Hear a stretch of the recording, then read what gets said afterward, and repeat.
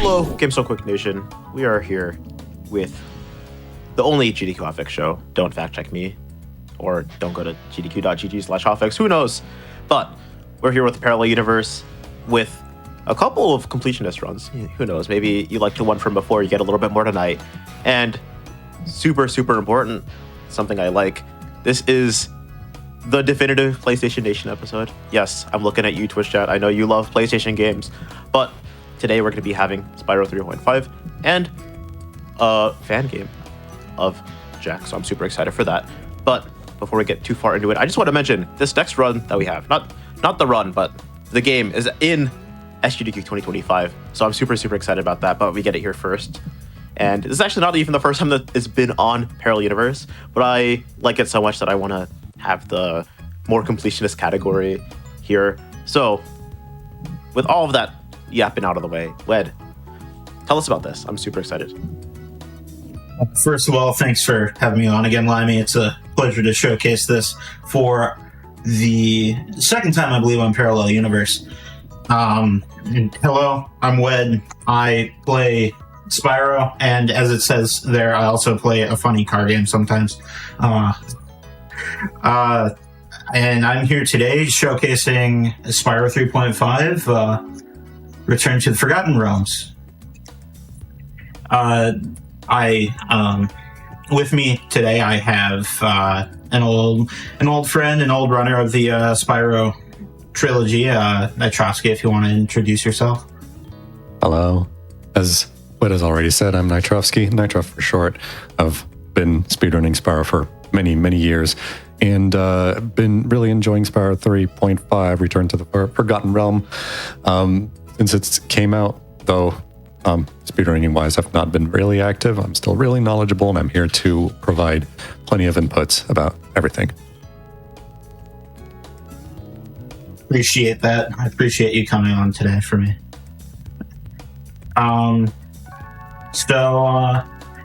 As stated before, we can give a little bit more background with this. So this is a challenge mode playthrough of Spyro 3, where a bunch of egg locations, some of a lot of the names of eggs have changed,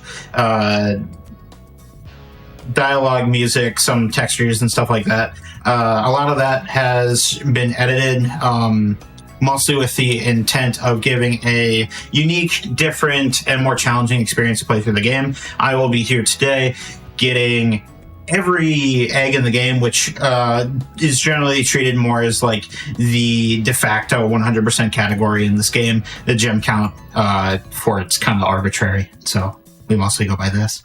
And I don't know, that's most of what I can throw on the start here if we want to start getting into the game.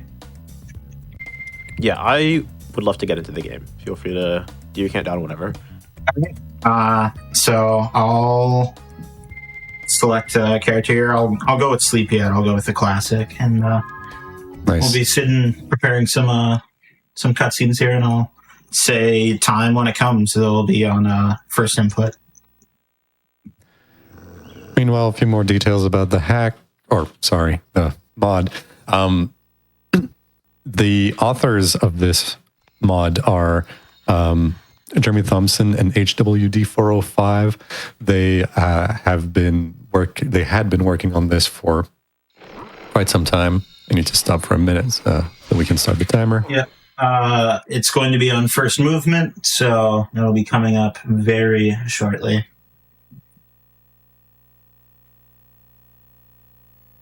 And go. Right, so to continue on that thought, Jeremy Thompson and HWD405 worked on this and created this. You'll notice, not that much looks different from the original game at the start, except maybe, the color of the dragon, but that's a small detail. Spyro's Baja Blast flavored in this one. But you will quickly see that none of the eggs seem to be in the original location, and that is basically the entire point. Every egg has been moved to a location that makes it more challenging to collect, requires some extra game knowledge that most speedrunners have, but still is interesting. And Wed did mention that the egg names had been changed. This was the first example. This one was named Parsofish. They are, in general, either names of runners of the game, speedrunners, people that worked on the game, or in some instances, some references to other things, like there are certain eggs that require to unlock chests to gather. Those will be named after magicians of the modern world, things like that. So just if you're interested, you can keep an eye on that and have fun looking at those. In the meantime, we've already collected a few eggs, and now we're doing skateboarding, and you will notice that normally you'd need to collect or defeat lizards around the area to get the eggs. This time they're just sitting around in weird locations that you normally wouldn't be able to reach. The second one especially is going to be a little bit of a challenge to reach. Hopefully it won't take long. It's not going to work. This one requires a very, it requires a very specific speed off of the orange ramp here. So we do 2 loops around here to get generally the right amount of speed, but then you need to hit the right spot of the dome here. This should be good. Yeah, that looks good. That was very close, though. You saw the twitch midair. That was Spyro just reaching above the invisible wall. Now there's one more egg to get in this. Yep. Which they decided to put inside of a pond, which in this level is a little bit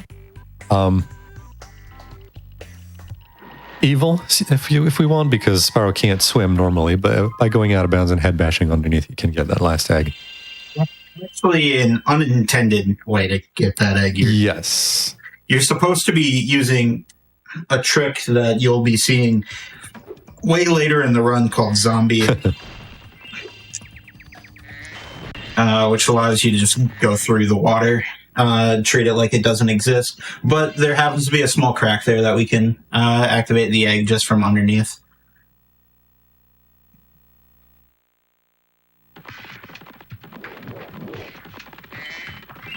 So you're going to be seeing a very interesting interaction here coming up that I don't know if we have a great explanation as to why this works. I don't know either. We call it gust proxy. It's by interacting with the gust from those winged rhinox while being very low and also in a falling state, you can get a lot of height, and that's where the first egg is hidden. And from here, you'll see we'll be going all across the level to get the rest of the eggs. I'm not standing still there on purpose. The end level character was looking for the end level portal, but it's moved. Yeah. Screwed up death abuse there, so I'm going to have to do the much harder strat.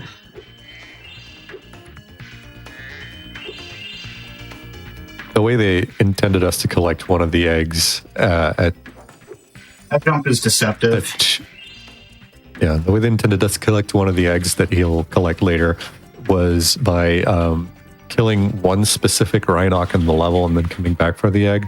But we found out very quickly when routing any person for this game that if you happened to collect another egg and then death abusing, it would unlock this egg since, that's the egg in question. You have not death abused, indeed. I'm so used to getting the death abuse that I just completely escaped my mind. So, as you saw, that was a perfect demonstration. Yeah. Yeah, now it works. Now, Wed told me he was going for winged rhinoc proxy to hopefully get to the Bell Towers challenge. I'm excited to see that. I'm not going to promise that it'll get up there. Hopefully, though. Okay, some of the way there. Didn't completely skip the whirlwind, but that's still a good It's demonstration. usually most of what I hope to get with it. That's a very precise one. And here, Wed is going to be, well, first of all, the spirits are on top of the bell towers instead of inside, which makes this challenge a little bit more difficult, but not all of them. Some of them are completely outside of their normal locations. One of them is somehow in here, which little known fact, if you target with triangle and flame, the flame will be angled in the direction of that you're looking at. There's one hidden in this cloud that he eventually got, and now he's going to go for a Superfly double jump, which is a reference to the double jump move in Spyro 2 and the fact that the inputs are very similar and have a similar effect. And this final spirit is completely out of bounds. Really shows how much like the kind of ideas that Jeremy and HWD had in mind for where to put things to make them challenging. And it's not just challenging in the sense of everything is more difficult. You need to do glitchy behavior, trigger really glitchy behavior in order to even get some of those. I mean, Winged Rhino, the Gust proxy from earlier was required to even get the end of the leg here. Worth noting, there's two versions of this mod. One of them is the most challenging one. The other one has some helpful things put in place for more beginner players that still want to go through this without having to know everything about the game.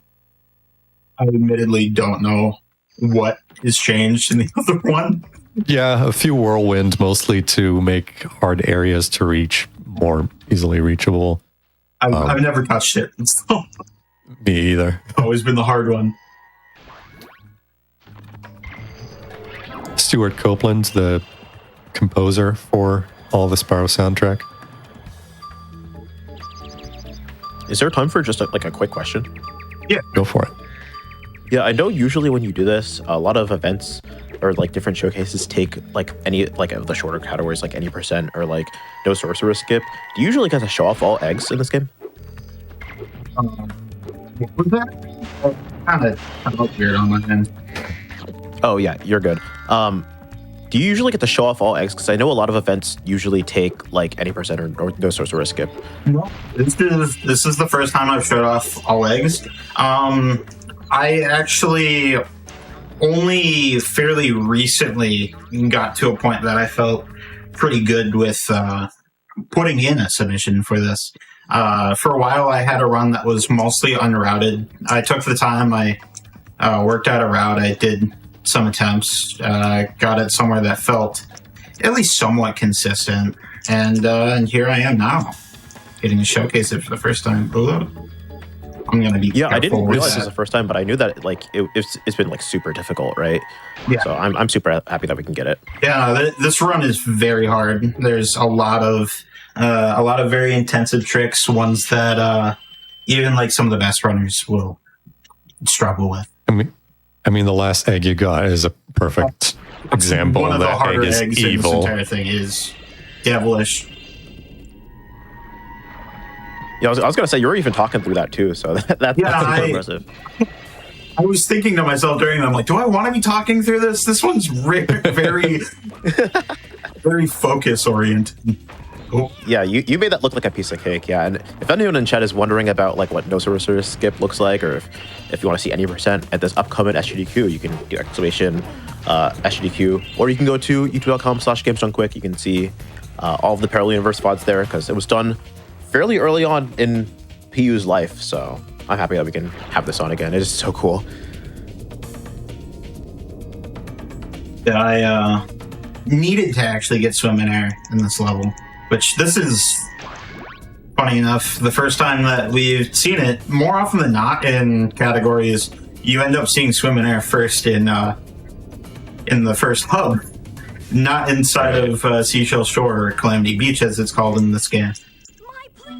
And if you want to explain that, Nitroff, that would be great. We have a couple tricks actually that we could bring up just for clarity. All right. So to get swim and air out of the way that this game handles swimming is simply there's a water surface If you go down through that water surface, you enter the swimming state. If you go up through that water surface, you exit the swimming state. There's no check about your height or anything if you're not interacting with that water surface. So what Wed did there is he found a spot in the level that allowed you to go down through that water surface while staying out of bounds. And by being out of bounds, he's not constrained by, the basin. So he was able to just avoid going back up through that water surface. And that way he maintains the swimming state through the rest of the level, enabling him to basically fly as he's traveling and getting the eggs. There are 2 eggs in this section. I am telling this to myself because it's very easy to forget that there's one. That's the second one. This one is not so much a challenge, but just like... It's so easy to forget that it's there because it's so quick to get. A fun thing is some of the eggs aren't difficult to get. That one is an example, but they are hidden in places you wouldn't normally look. But the mod creators have been benevolent enough to give us hints about every single egg by looking at the atlas. The atlas is what you would normally look at to look at your current progression in the game, and it contains names for all the eggs. And yeah, they've just added names for all the eggs to make sure that even if you're completely locked out and don't know where to go, you still have that to guide you towards the next objective. I honestly don't remember what the name for that one was. I could probably look into my notes, but yeah, once you get that hint, it becomes obvious. Okay, that if I have a bit of knowledge about the game, this is obviously where I'm going next. Yeah. Entering now is we are entering a flight level, or a speedway as they're called in this game. Well, they've renamed them flight for this mod. They are levels in which you have permanent super flight and basically are just trying to collect a bunch of objectives. When you have all the objectives, you get an egg, but there's also 2 extra eggs in each flight level. Normally in the original game, that would be, 1 time attack, 1 race, and then 1 special challenge given by Hunter. In this mod, they've maintained one of those objective, and then in every single other level, in every single one of those flight level, they have replaced one of the objective eggs and also the Hunter mini game, and just placed 2 eggs somewhere else in the level. In case someone didn't get the reference, that was Sonic on a green hill. Just to be clear, I think that's a reference to Sonic at least.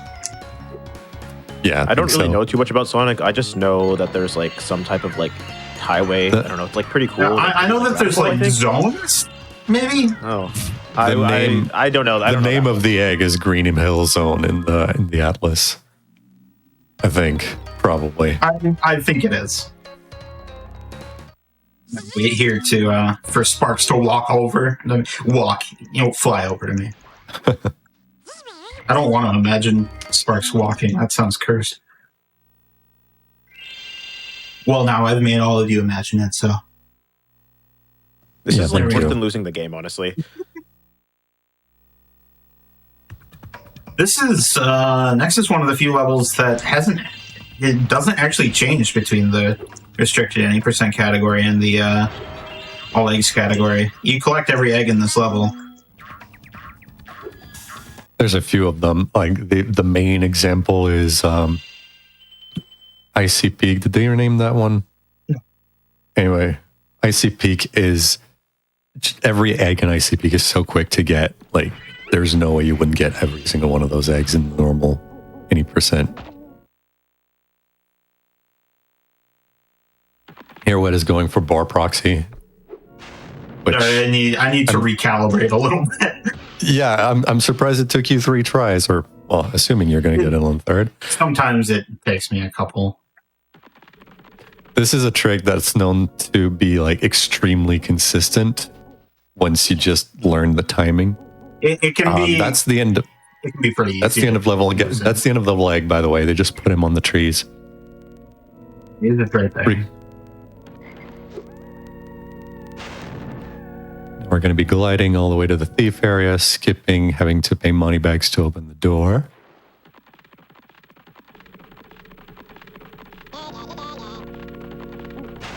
This egg is not changed. The rare ones. I think the reason for this egg being unchanged is that if they didn't have this egg, they wouldn't be able to turn on the supercharge, and having the supercharge on enables a lot more fun in this area, fun challenges. See this egg at the top of the volcano. I knew the angle was wrong. You'll just get to see that supercharged jump again. Yep. There we go. See if I can get a more complete version of it. Not really. You can get like a flop off the angled wall there. And I did not want hopefully, to stand there. I doubt I'm going to this one. I'm just gonna go for this. bow.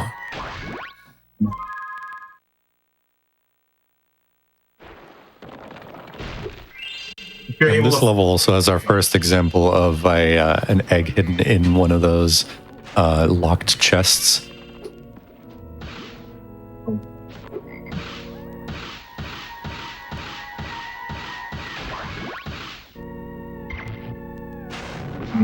be a little careful.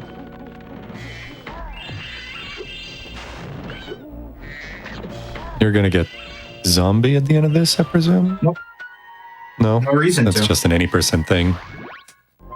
There's no reason to here. I need to Right. get swim. Right. Yeah, makes sense.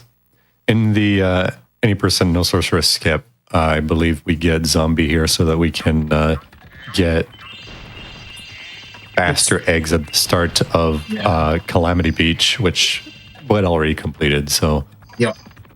Yeah, it allows you to start Calamity Beach well in zombie, which makes you start the level in swim, and you permanently stay swim because you're in zombie. yeah. Will you use zombie at all during this run? Yes, one time. Cool. We'll wait It's in to Hub fully 3. explain it then. Now we got maybe an hour. Probably a bit less than an hour until then. The consequence of putting all those eggs in challenging locations is the authors knew that if you just get swim in air in one of those levels, those eggs become free. And as you saw there, Wed just had eggs back to back. To counteract this, when they released the mod, the authors also decided to put out some challenges, extra challenges you could do. So all of these eggs that Wed just got while swimming, it is possible to get all of them without swimming. And one of the challenges was get every single egg without swimming or getting super flight at even once. And yeah, just they were fun challenges to go through. I wouldn't mind trying them again eventually. Part of it was, figuring out the solution was a fun puzzle, but after that, it's just challenging execution. Now we're climbing mountains. We're not supposed to be climbing mountains. The mods have moved some head bash crates or ground pound crates to serve as platforms and move us to interesting positions, interesting locations. I'm going to say it is deceptively hard to land on those head bash containers. Yes. And those aren't even the hard ones. Yeah, hopefully you won't make an example of that statement later.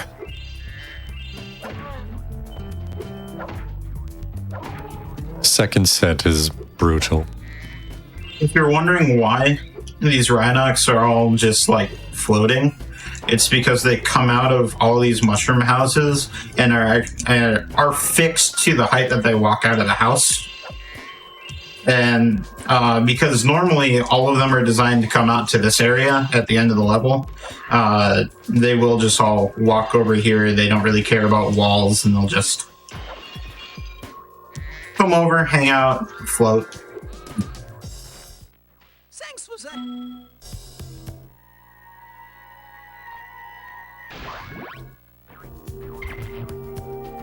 And here we go.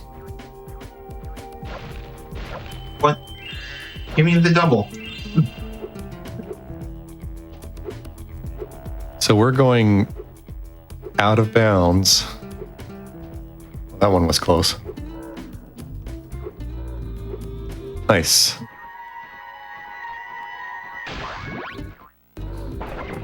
You grabbing these 2 10s here because they're 10s. I do need gems in this. Just for the very end of the run, though. By the end, to get the last egg, I need 7,000 gems. A lot of, like, 2,500 or so are going to be gotten in the last level. I like to have around, like, 4,500 entering the final level. Listen carefully, you. But here's the first boss of the run. It's still the same boss as always. It is Buzz. We are in Buzz's dungeon, but we are not going to be fighting Buzz. We're going to be using him. Yes.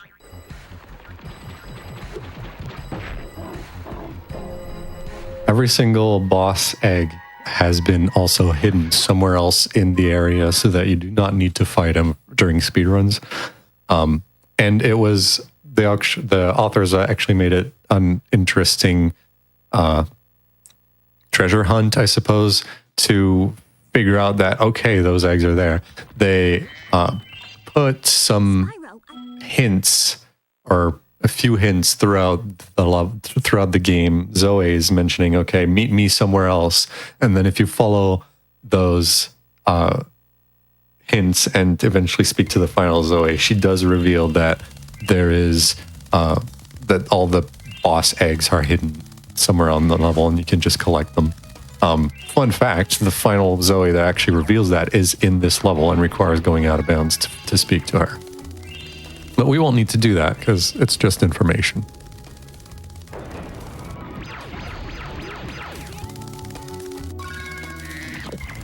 This is a very vanilla level. Well, not really. They moved some of the key locations to make stuff a little more, I guess. It's different. It's not more challenging. It's just different. Yeah, I probably wouldn't call it more challenging. It's interesting that they force you to break the force field there to break that box to get the key.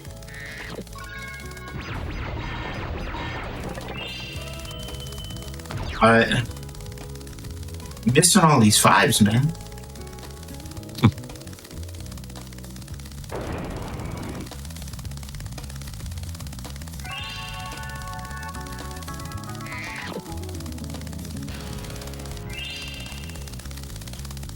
Yeah, pretty simple level. This is the only Sparks level you're going to see, by the way.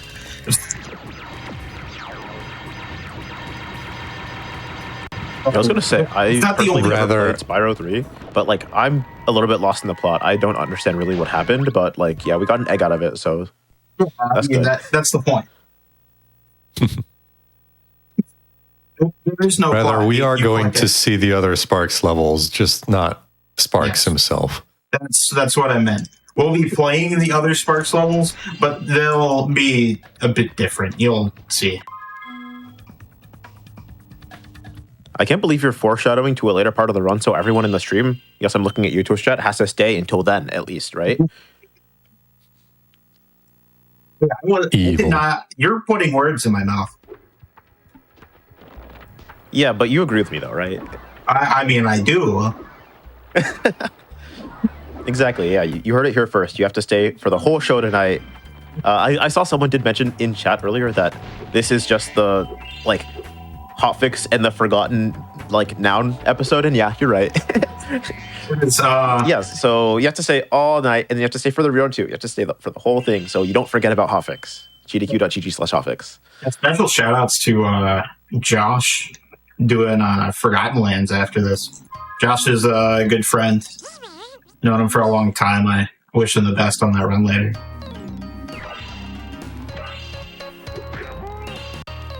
All right, another flight level where they've moved the stars, but the objectives themselves for the flight are the same. Mostly. There's a couple differences. The rings have been moved. You might have noticed the ring that was going directly into the water there. It's a little interesting, especially since you don't usually want to touch the water. You might think, oh, just grab that one last. Well, it's impossible to grab that one last. And you will see why. There's another ring under the level. That ring that was completely horizontal was actually a hint for those that don't know how to go out of bounds, how to do it, which I thought was pretty clever. Meanwhile, Wed is also getting their eggs. The last one here is in the chimney. Apparently, you don't even need to step in the chimney. I didn't know that. Yeah, I learned that by accident not too long ago. Yeah, I wanted to end on that one because it puts you, after you finish the challenge, to the last egg that you collected. That's the closest one to Sparks over here. Sparks still needs to definitely not walk over here.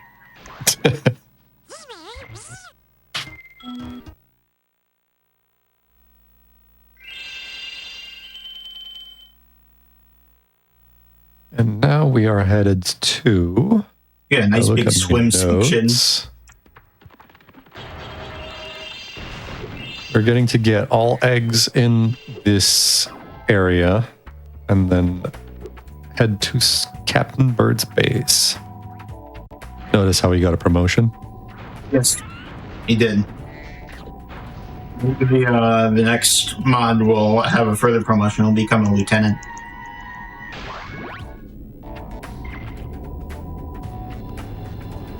Are we talking about promotions?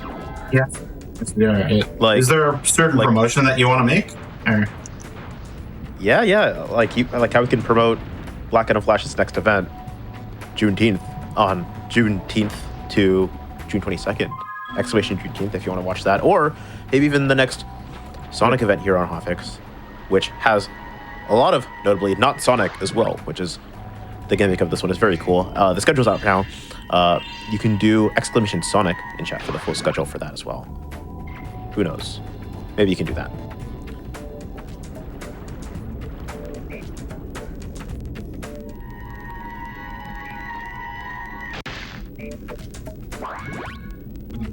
Long enough. There's a couple eggs while you're swimming that you can collect underneath the floor. And if you wait long enough to skip the egg animation, it will not clip you up above the floor. So I was trying to do that, but I guess I probably pressed the start button like a frame or two too early. Not a big deal there. I had to go up above the ground anyway. I suppose it is also worth mentioning when a level is locked, the game actually keeps the portal available, open, but they just hide it out of bounds. So this is the second example, I think, where Wed has entered a level that he wasn't supposed to be able to enter because it was locked. In this case, due to it being behind a money bag payment. But since the game just keeps them out of bounds, then we can just enter them. Looks like Wed is going to have to do it again. Get swim. Bridge is available now, so that's neat. I just want to have bit.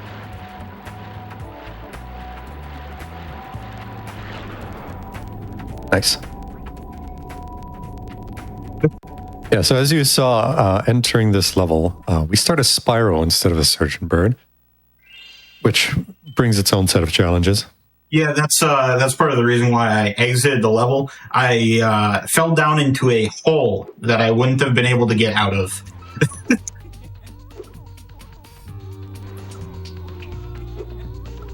Balloons are great proxy targets. We haven't explained proxy yet. No, we have not. That would be a great thing to What we call proxies is the interaction between Spyro and immovable yet interactable bodies, and specifically conserving speed out of those interactions. Here, in the case of the balloon, what was happening is Wed was charging through the balloon. When you're charging, the game sets handles interactions differently. Some enemies that enemies that aren't usually bunkable, that you would normally just charge through, are handled in a way that charging just passes straight through them, but you can still interact with them, or in this case the balloon, if you're just walking, or in this case gliding.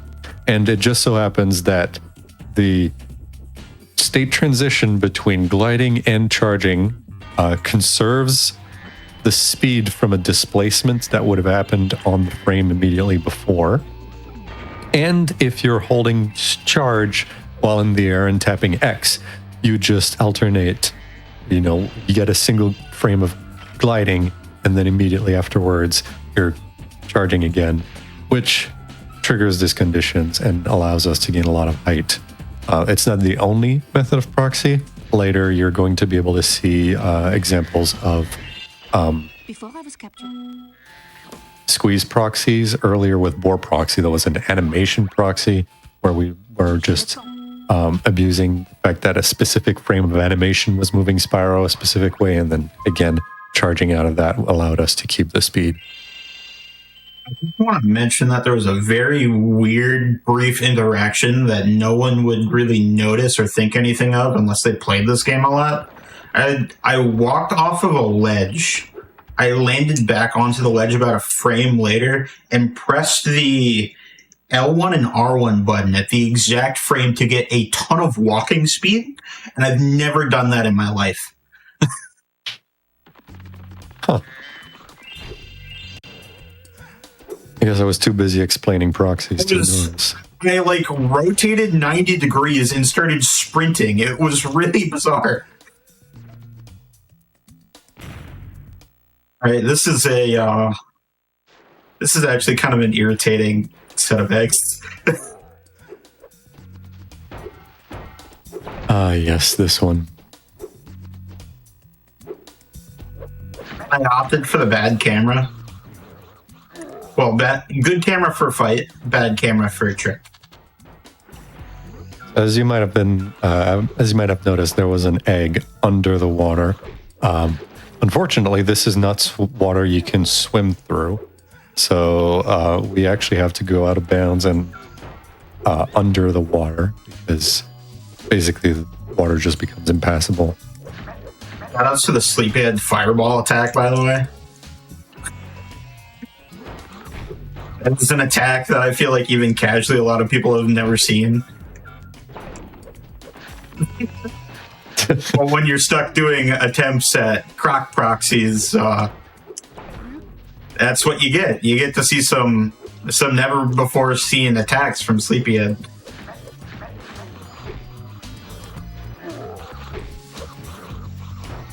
I'm having a rough go of it.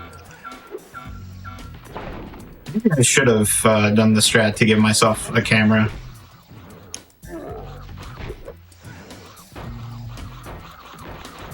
You can just charge jump Sleepyhead right away during the fight, and it gives you free control of your camera instead of it automatically focusing on him over and over. I was going to say it's not too late, but actually it is. It is. Once you get this camera, you can't get the old one back, even by exiting and coming back. There's one way to get that camera back. It's by getting the egg that I'm trying to get.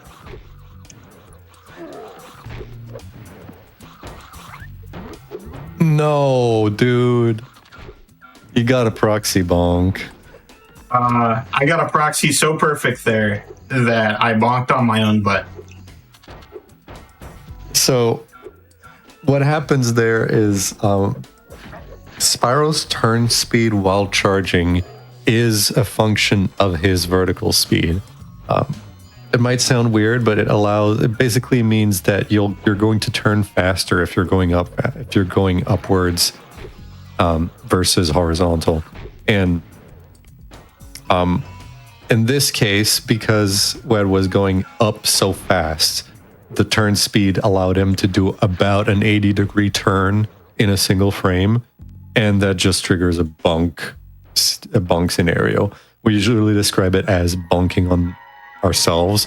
I don't know if that's actually what happens, but it really is just about the 90, or in this case, 180 degree turn in a single frame and just cause a bunk situation. It's unfortunate. You get to fight the fight with the camera that would have really helped earlier. Weirdly, I've actually gotten a lot better at fighting this boss with free cam. So I should have just done it in the first place. Yeah. Say that, and then I just heard it. This game is terrible. That like only happens when you have free cam. It just goes straight over his shoulder.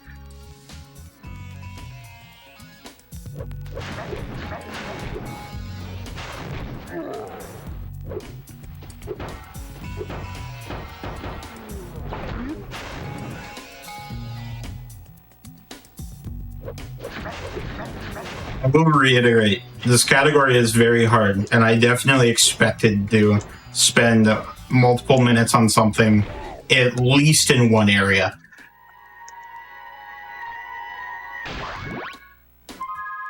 So, this was all planned. This is hard. It like, I've still been in awe this whole time of just like, like you're insisting this is hard, but you're like nailing everything first try so far. So. We have time. There's always time. It gets harder. This next egg is an interesting one. They placed invisible platforms up here, or in one invisible platform that allows us to reach this from a high jump. There is an alternative way to get this egg, which is the one that you would probably try if you don't get the hint about the invisible platform. I think it's the money bags in this level that gives the hint or something. So. Which basically is a nice tangent in the fact that they've been reusing, by rewriting dialogues and text, they've managed to, use those as hints for other things in the game. I mentioned earlier there was the Zoe text that they modified, but they've also made all the moneybags text hint at one thing or another. Even some moneybags that don't really have a purpose anymore as far as, game mechanics or changing something in the level are still useful as, a quote-unquote casual player of this mod to figure out, easier strategies or even, actual solutions to things. There's one in particular I'm thinking about in Midnight Mountain, which has been renamed in here for, I don't remember, Moonlit Observatory. I'm just gonna try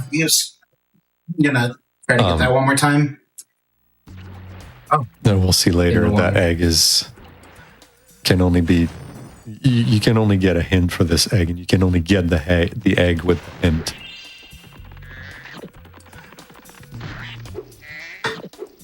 But we'll see that later. I'll point it out when we get there.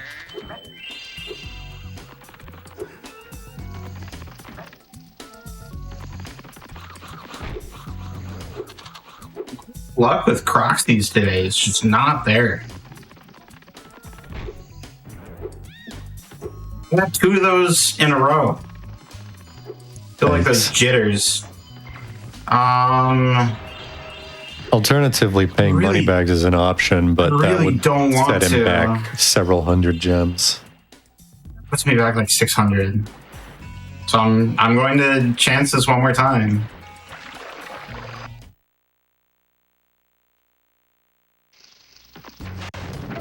I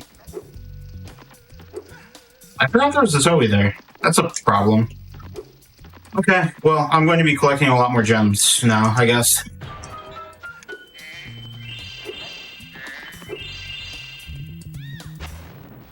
I have mushroom with a vase. High jump toward the egg you see. Invisible path. Also, so you know, key chests might have eggs inside. Turn the key. The reason why I was going for this proxy is trying to get this key that he just got. You know, normally you'd need to pay money bags to even open the door so you can get the key. And he was trying to go around and under so that you can bash there and get the key. Unfortunately, it didn't pan out this time. Yeah, unfortunately, I'm out of lives, which is kind of a problem.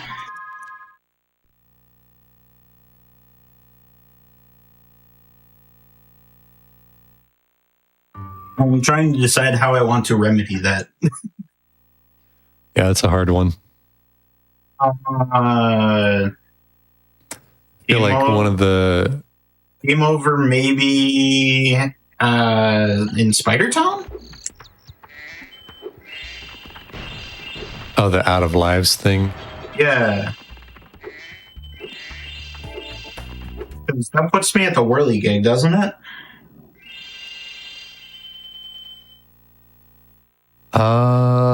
No, I'm going to be grabbing 4 lives here. So I'll be good. I need to kill that moose. This isn't me going on like a rampage or anything. I need that to move this boulder. In hindsight, game overing to exit Spooky Swamp would have been the better move. That way you'd get 3 lives before the 4 you get here. Yeah. It's a bit late for that. Yeah, you're absolutely right.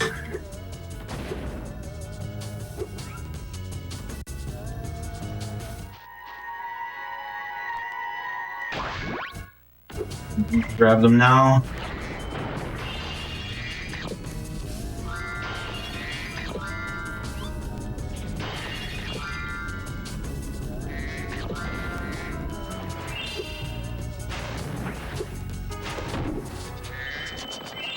The initial idea for a lot of this was I was going to be saving up a ton of lives for a trick coming up later.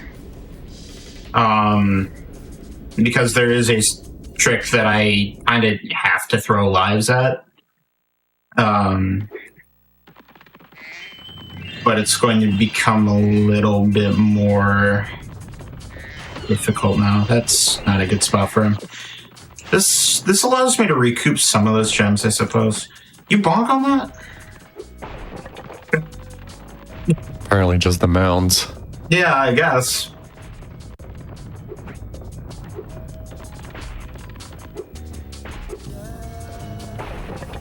The astute among you would notice that you're not supposed to be Spyro here, and you'd be right. This is a Bentley level. Playable as Spyro, mostly.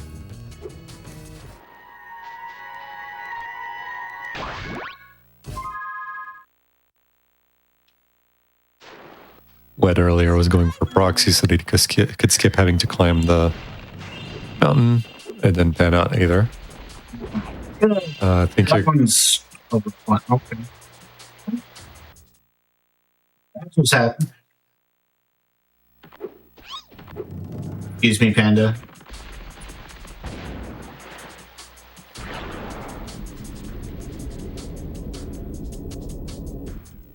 We would be. another swim in air here to get end of level egg and also an egg on a waterfall.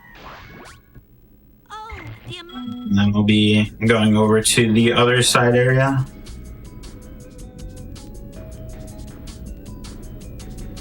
Which is an auto-scroller. Or that is what I would say. Even then in Spyro, in like OG Spyro 3, it's not really an auto-scroller anymore. Yeah, latest development of this challenge is you can actually skip talking to the panda that normally blocks your way and actually control Spyro here the same way what is doing now. And you can complete the entire challenge without using the boat at all, which turns this auto-scroller into a fun one trick and a lot of aiming area. Yeah, I think I met a bunch of invisible enemies just hanging out in the air.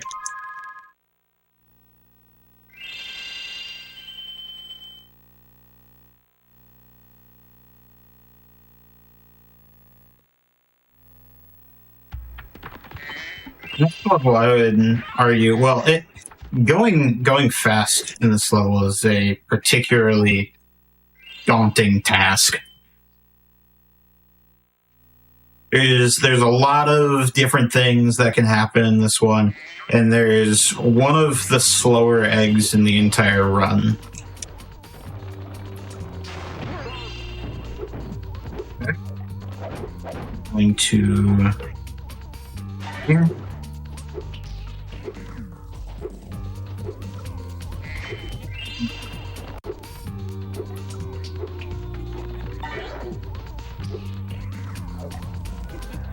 Like that.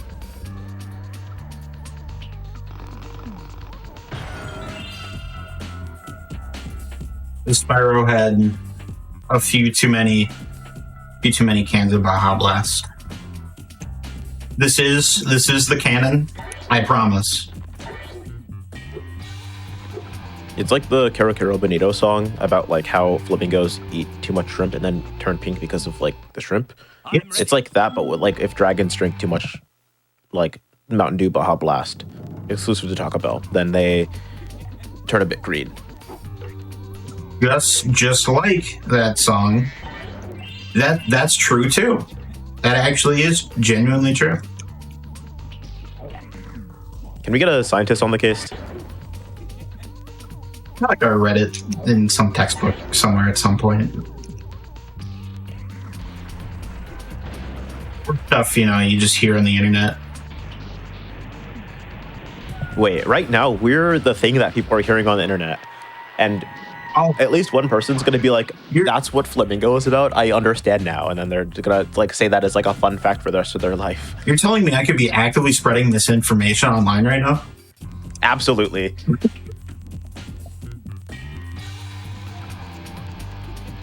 Why would anyone do that? Anyway, we'll be coming up to the end of Sergeant Bird in this run. This is the last bit you'll see. I'll be grabbing... Oh, I'll be pausing the game for a second just for posterity. Pausing for the love of the game. For the love of it all. You had mentioned some of the old runner names that we see popping up in here. T-Smart was like 2013 Spyro 3 any % speedrunner. He helped find the trick that actually is used to skip to the final boss in Spyro 3, which brought the speedrun down at the time from like an hour to 35 minutes. Okay, don't laugh at me. I recognize that name. Are they not around anymore? I haven't seen T-Smart around in a long time. I might be old. Have you been around in the speedrunning community since like 13, 14? I started speedrunning in like 2011. Oh. Then yeah, you probably would recognize T-Smart. I might be old. Hold on.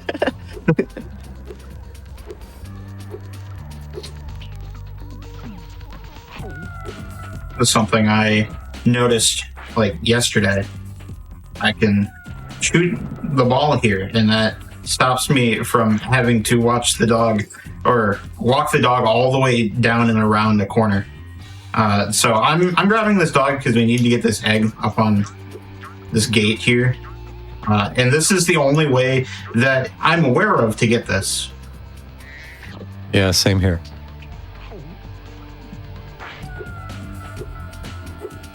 Very slow egg. Very slow egg.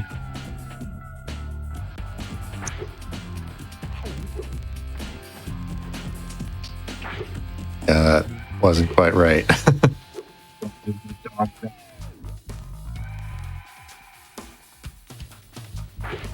That's Yeah, that should work. Hold on. Come on. Come on. I know this will work. No way. No way this doesn't. Come on. Ah, Slightly too far left. Like a pixel too far left, otherwise it would have worked. A pixel in the 3D game like does not count. Fair. We can just say it's the game being mean. It's patched. I'm not sure. The game is being mean, and it probably is patched. Oh, I shouldn't do that. That's through that.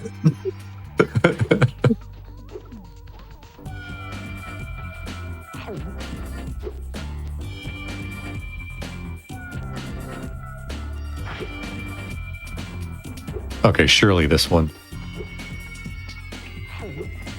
Really? What's going on? Okay, there we go. And all of that for his own egg. Yeah, all that for me. Yes, I in fact have one of the slowest, most irritating to get eggs in the entire game. You better be happy about that. I don't even have an egg in this game. I mean, I've never played it, but I don't have an egg in this game, so. You saying kind of like you don't have a horse in this race, or? Yeah, exactly. Okay. I don't have an egg in this game. You should appreciate the fact that you have an egg in this game. I do. Fun fact, I believe my casual playthrough of the game, I think that was my 150th egg that I collected. I think that was my last one.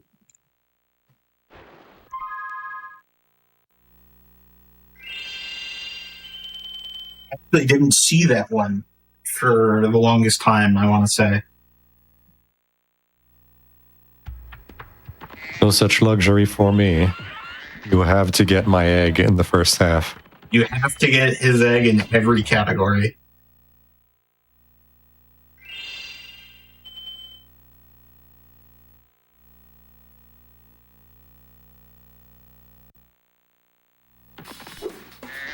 There's a slight switch up in this level compared to the original Spyro 3, and it's not one that you would like ever really think about until it hits you in the face.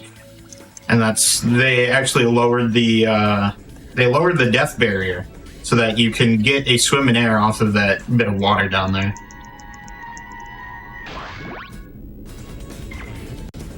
But now we can just swim and get every egg in this level. And that is why this level is you always get every egg in this level. Yeah, every single one of these is super quick to grab. Like all 6 eggs, despite having 2 side areas, all 6 eggs are available in the main area, and just grabbable without having to do anything special. Well, except having to swim. Yes. Yeah, I was gonna say this seems a bit special to me, but No, this is I'm normal not sure if gameplay. I'm like the arbiter of what's special in this game. This is another egg that's grabbed an unintended way. They placed the egg in a way that you weren't supposed to be able to get it from outside of the crystal, but slightly missed the mark. Normally, you would have had to get rig the crystal and then get zombie in order not to get picked up by the whirlwind. But swimming just makes it a lot easier. Also, a special shout out to Deo Man in the chat. That was his egg. Let's head on. Going absolutely crazy right now in the chat.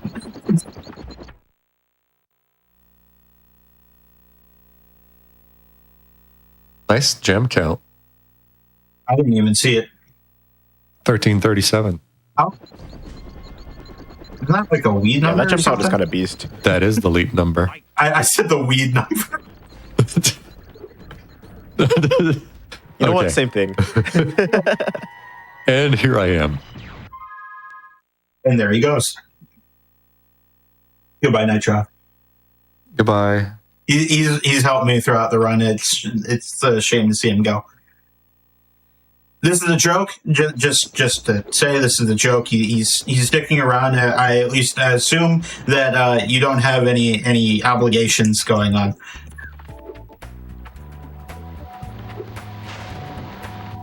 Who knows? Well, I can give you an obligation if you need to go. I think you can type in !Discord in Twitch chat and go to that Discord. And there's like a role that you can get called the Hotfix Enjoyer role, where you get notified about everything that's on the like the GDQ channel, like everything, like all the hotfix schedules, any event announcements, all of that good stuff. I told you you're good at segues, Lemmy. No one's ever told me anything about that. Well, shoot. So back to the game. As you may have noticed, we're not Sparks, and we also just got an extremely strong proxy off of a shield. Yeah, force field thing. It makes this level really fun. Also, another fun fact: as part of this mod, they've added an extra valuable gem, and we had basically 2 extra valuable gems. Yeah. 50 and 250? Yes. Is that right? Yeah. So Wed just got a 250 gem from that spider.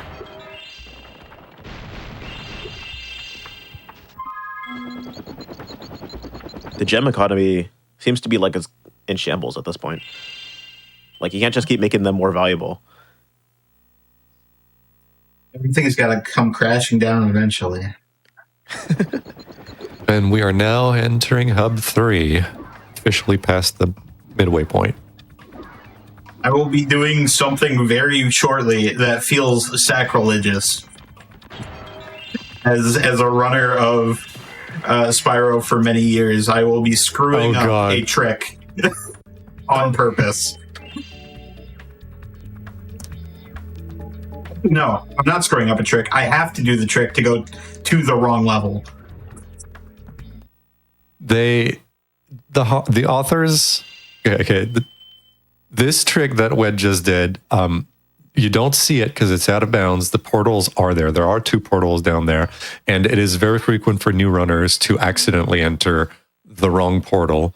And even, seasoned runners sometimes hit the wrong portal.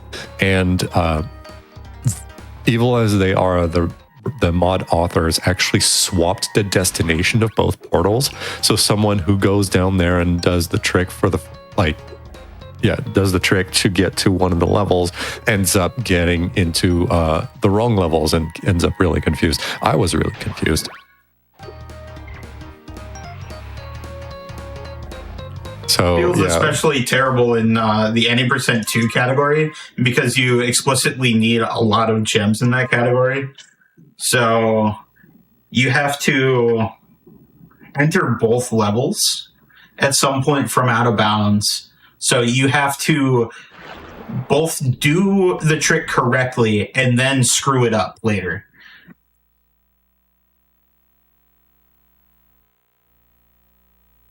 And now we get to go to these outposts, which was in Beekeepers now. As we said, they swapped the 2 levels. And if I'm not mistaken, we're not going to see Bentley. No. The bubble actually would be quite good for gems, though. Yeah, speaking of gems, Beekeepers coming up for a break.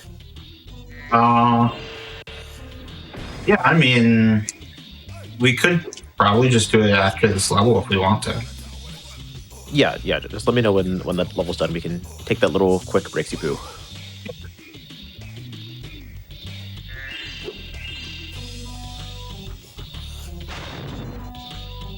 I'm going to opt for not dying here. I want lives.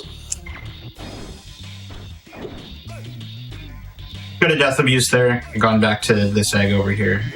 It's like pretty negligible time. Nice. And the snowball proc is solid fast. Snowballs. One egg they have snuck back here.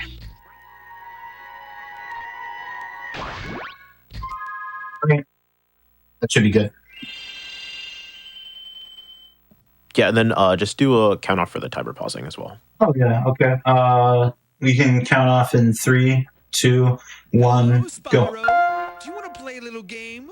Here's how it works. Okay, If perfect. Yeah. you give me So gems, here at GDQ you Hotfix, because win. we care about all of our Sounds like viewers' health fun, right? and all that good stuff, we're going to be taking a quick wellness break. So use this opportunity to get up, turn over your laundry. You can smell it from over here. And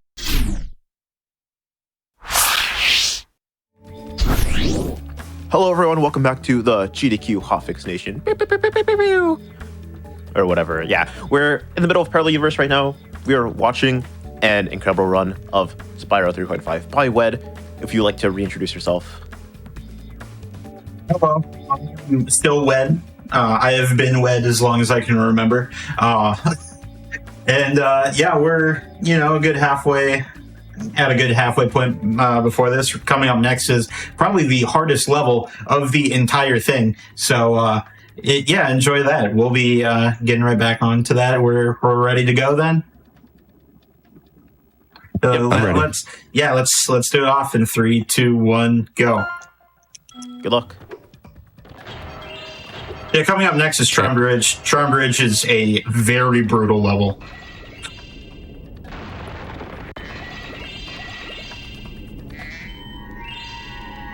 It is why I mentioned before that I would have liked a ton of lives, which we currently do not have a ton of. But hopefully we can get stuff pretty quick, actually. Very, very proxy-focused level. Spyro.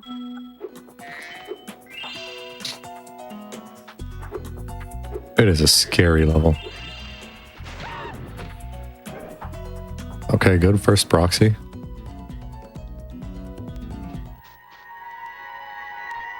Better than I can do it. To be clear, that's not the scary one.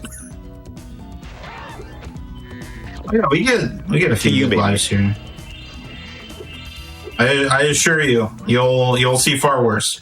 Hello, Eileen. I didn't know your name until just now.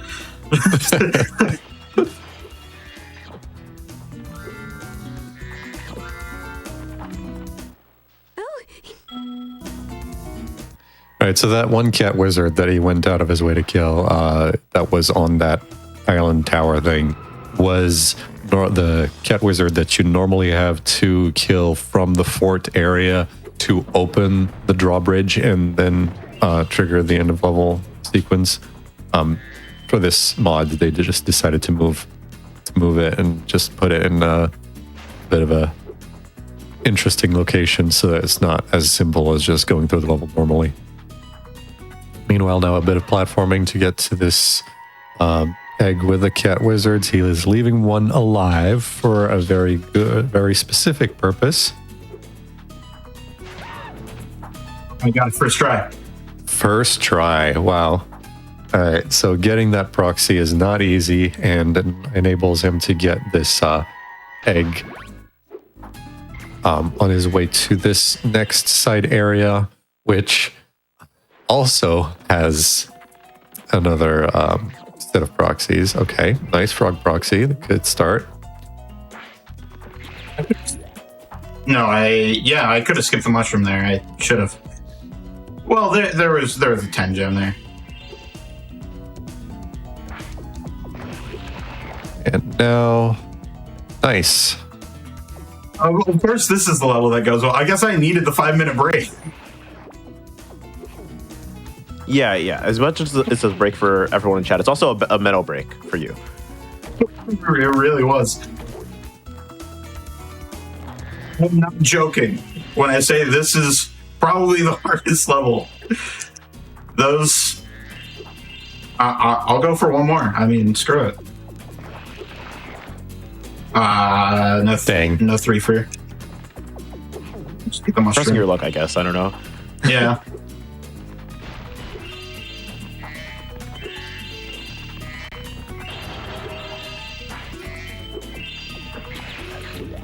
Thinking, no way that plants from there.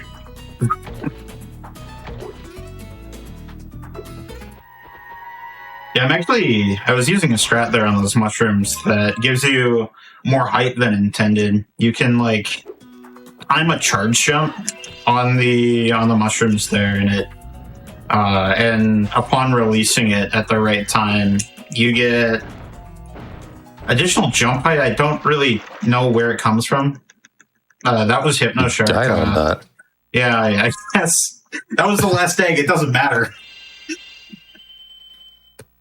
For the record, you're not supposed to die on that. There's an actual, there's a walkable section on that blue lava thing, and he just barely missed it. Didn't matter. He has more lives than he was going to need anyway, considering he got this trick first try earlier. Frigid Fleet is a level with an interesting route. So this is a very volatile level. All because of one trick. One trick, if he happens to press start 1 frame too late, he's going to have to re-enter the level and reroute the whole thing.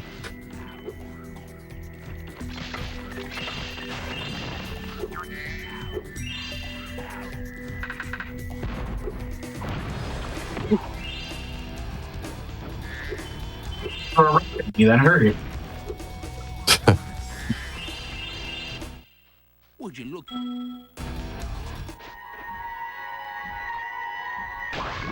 All right, so he's going to be getting invincibility here and then trying to get swim in air, and that was a very quick one. Nice. And he will be going for a specific egg that's in the crow's nest here. And if he skips on the first frame possible, which I think that looked good, yeah? Yeah, I got it. Then he will respawn without swimming, and he can basically skip a bit of platforming to go straight to this egg here. Yeah, he got really close to... Oh, okay, well, never mind skipping the platforming. We're doing it I anyway. get to show off the whole platforming now.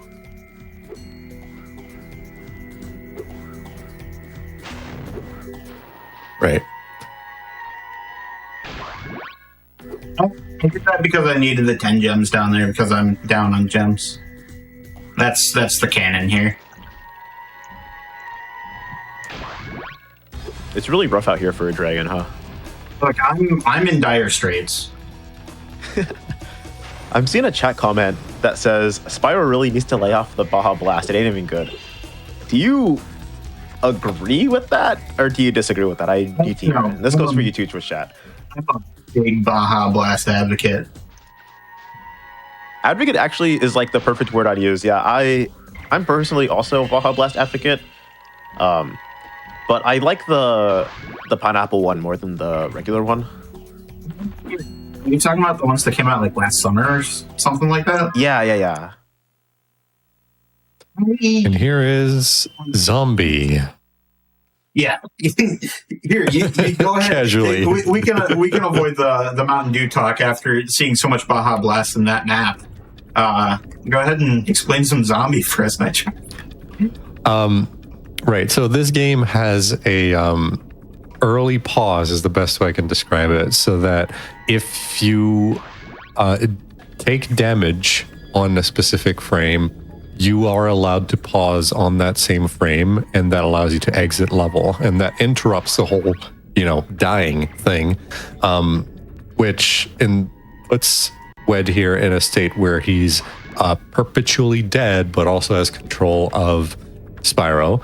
And this dead state has the advantage of not interacting with water planes at all, which means that he was able to swim right through that water plane and stay swimming and basically fly through the level. Here, what happened right at the end is he got that egg, Toasty, and took damage during the egg animation, and that kind of reset the whole thing and put him back to normal 0 health, but not dead, which is basically the Sparksless state. And that will then allow him to basically lose the zombie state, which, helps not lose any more time than we need to.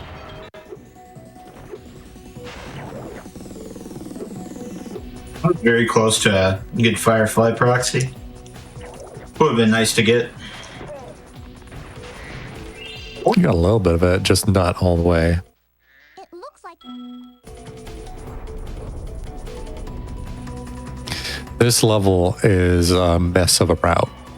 It's a huge mess of a route. There is a lot of eggs that focus on going back to the end of the level to reach them, which leads to you going grabbing an egg, going back towards the end of the level, going and grabbing another egg, going back towards the end of the level. Repeat like 3 or 4 times. Which also makes it so you can kind of make the route however you feel like for this level. It's like, oh, I want to take care of this dumb proxy first. Are you going for 1 proxy or 2 proxies? You only need 1. Oh, no. Well, you don't only need 1, but you can use another one to skip platforming. I'm playing on 1.1 and getting this proxy. When you collect the gem at the top, it activates a Moby, which brings Oh, a really? whirlwind. I did not know that. Yep. So I only have to do this once. Interesting. Drawback is being on 1.1, you won't be able to skip the plane. Oh, chase. you'll see that I got a pretty good strat for that. Oh, cool. I figured out it's not super consistent, but I got a pretty decent timing for that plane thief. I found it by accident. As all Back of to the the best end of the things I level, and found. let's. Yeah, look at that. There's a whirlwind now. I need to go here. We want to end on the eggs that I started going towards. Also, I still got 1 more. I need the one that I would have maybe gotten around Firefly. I did not set that up like at all. I usually have a specific like amount of flaps that I'll go up for these. There's like 2 flaps, and you go down a little bit, and then you bonk on the wall. This game is evil. It's okay. Hopefully the bonk sound effect isn't very loud. Unlike a certain Spyro game that came out on later consoles. If you know, you know. Not that that's my phone notification noise or anything.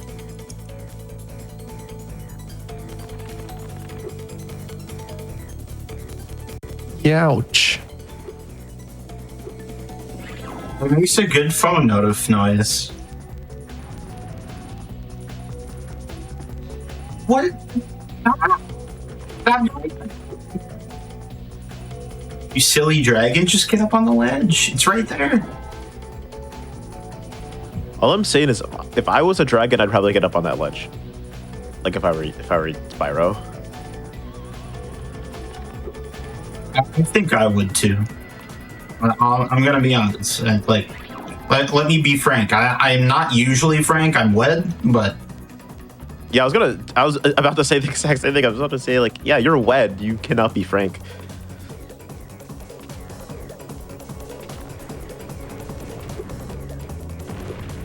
re-engage my approach. What?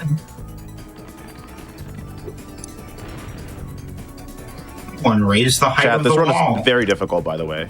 Yes, I need to say that again. This is not particularly easy. What? That one was stolen from you. Okay, it's fine. It's in these. Not enough. Good to know.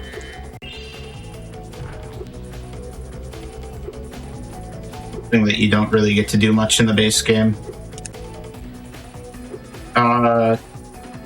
Because there's a lot of eggs like bordering out of bounds and stuff, sometimes you get the ability to get up to higher areas by going around the out of bounds wall where there's nothing, and then you can just head bash and clip up through things. We'll see this again in future ruins, I Yeah. presume. Most likely.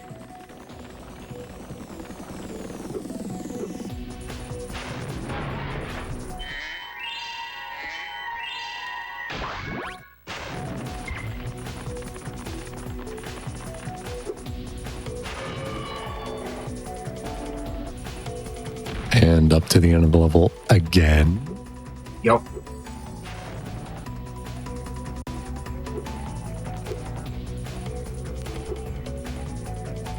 That's not a good spot. I was trying. I was thinking in my head, going like, there's a newer thing that I found here. If I just like go for, if I go for it off of an earlier platform, it'll be fine because it's not that close. And then I just.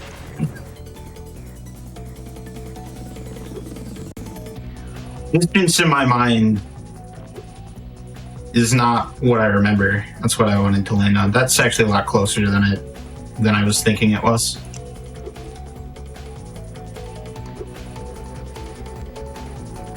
Interesting. Yeah, that was scary. Yeah, I'm not doing that again. Wed, watch out. You're a terrifying Twitch chat. I'm terrifying myself. And this should be the last egg, right? Yes.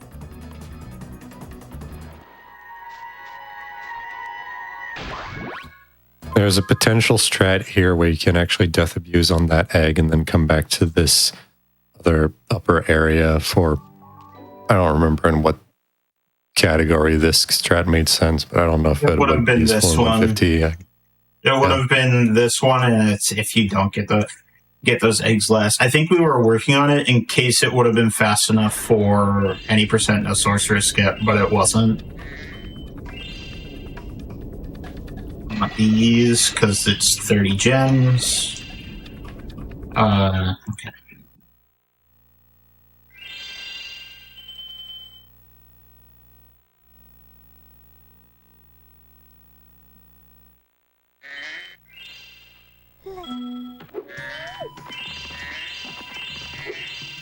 Chickenitza is a fun level in this. Mammoth proxies are basically agreed upon to be one of the easiest and, you know, most powerful proxy sources, and the route here makes heavy use of them. Easiest doesn't mean that it's free, so just in case, I don't want to make it seem like Wed is bad at the game if he fails any of them. They're not free at all, but yeah. You're saying that, and that's the only one I'm going for, so... Okay, good.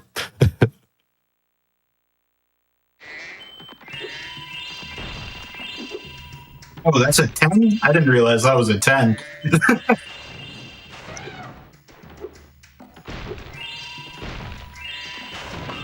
I know a lot of the gem values better in Spyro 3. Some of them in 3.5 are still a surprise to me when I pop open a basket. I'm like, that's a 2? Why did I grab that? Or, holy cow, that's a 10? Awesome.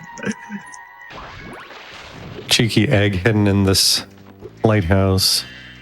And then what is going to be going for pyramid jumps, I believe. I'll be getting a 25 gem out of this strong chest. 2 10s because they are decent money. But yes.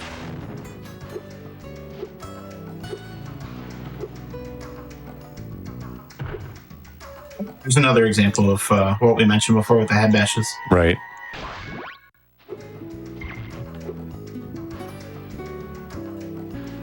Two more eggs here.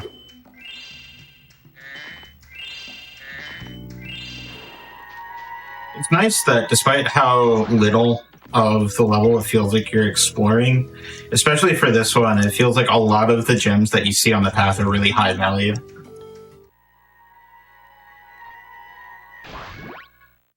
And this, according to my notes, was the last level of Hub 3. Yes.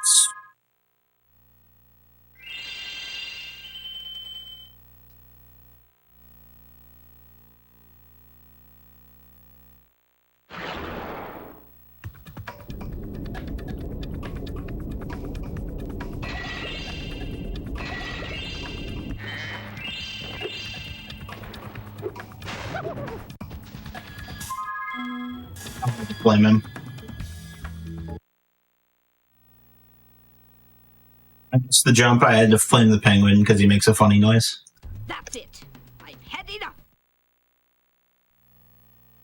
Is that considered a swag strat, or like, how does it work?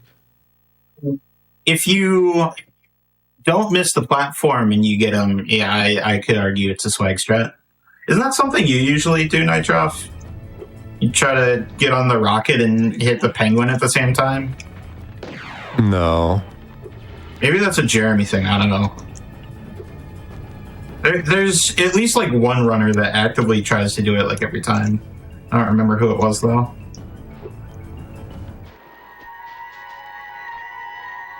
This would be a good time to get my health back.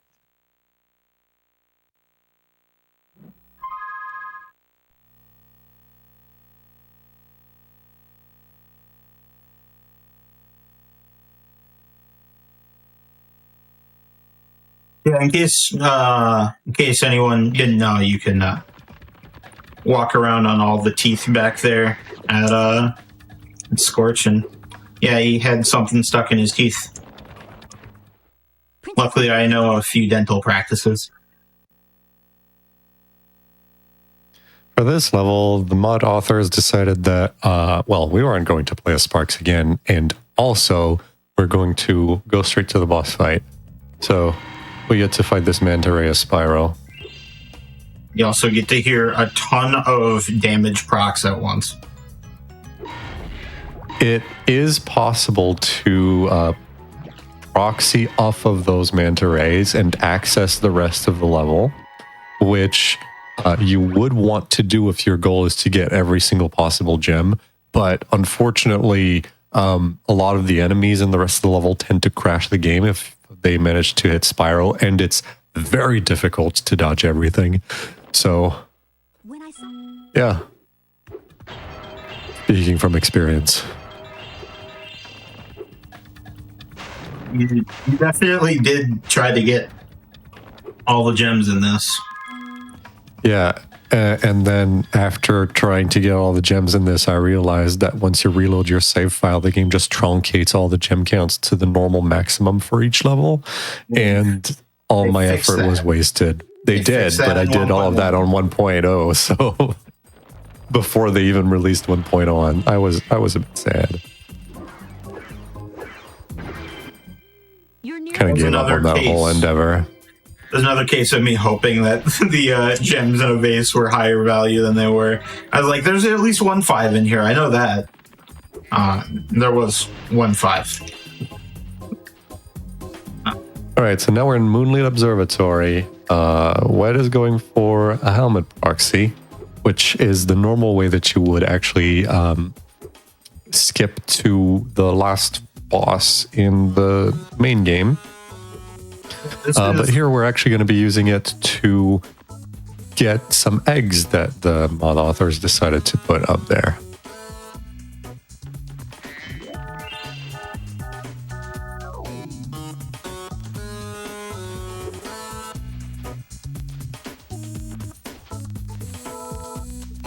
Oh, that lizard. Wow. Anyone that's run 100% or anyone that's run any percent knows that lizard is a troll.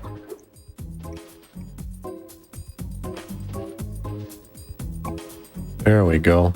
I will be going for the other egg first because getting this height is a lot harder.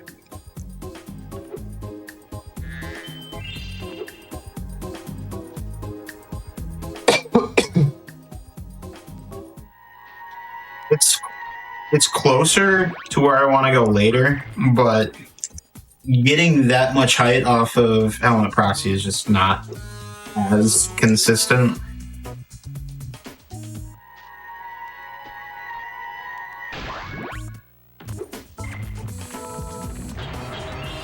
And I grabbed that one since, you know, I'm up there already.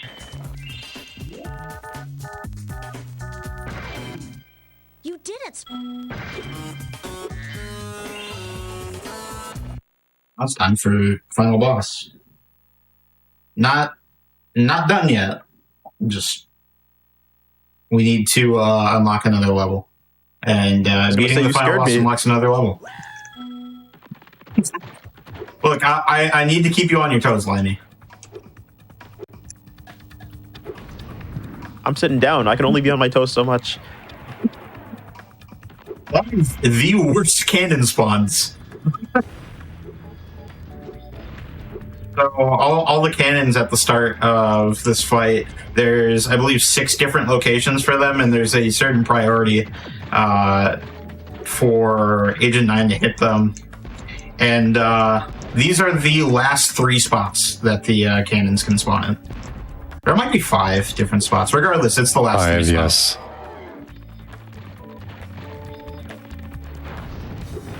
It is 5, yes. As soon as I thought it through, it's like, no, it sounds like 5. Regardless, Agent 9 will go to the closest cannon to his position after doing basically 3/4 of a lap around the area. And there is, 3 cannons that spawn. So there's always going to be, if there was, there's 2 closest locations, and 3 cannons can only fill everything but 2. So there's only one possibility that makes it so Agent 9 doesn't go to one of those 2 closest locations, and so he has to walk an extra 3 seconds to drop a cannon. I don't know if that made any sense, but yes. That made perfect sense. I'm listening, but I want to let you know that I'm proud of you, Nitroff. Thank you. Chat, type 1 if you're proud of him.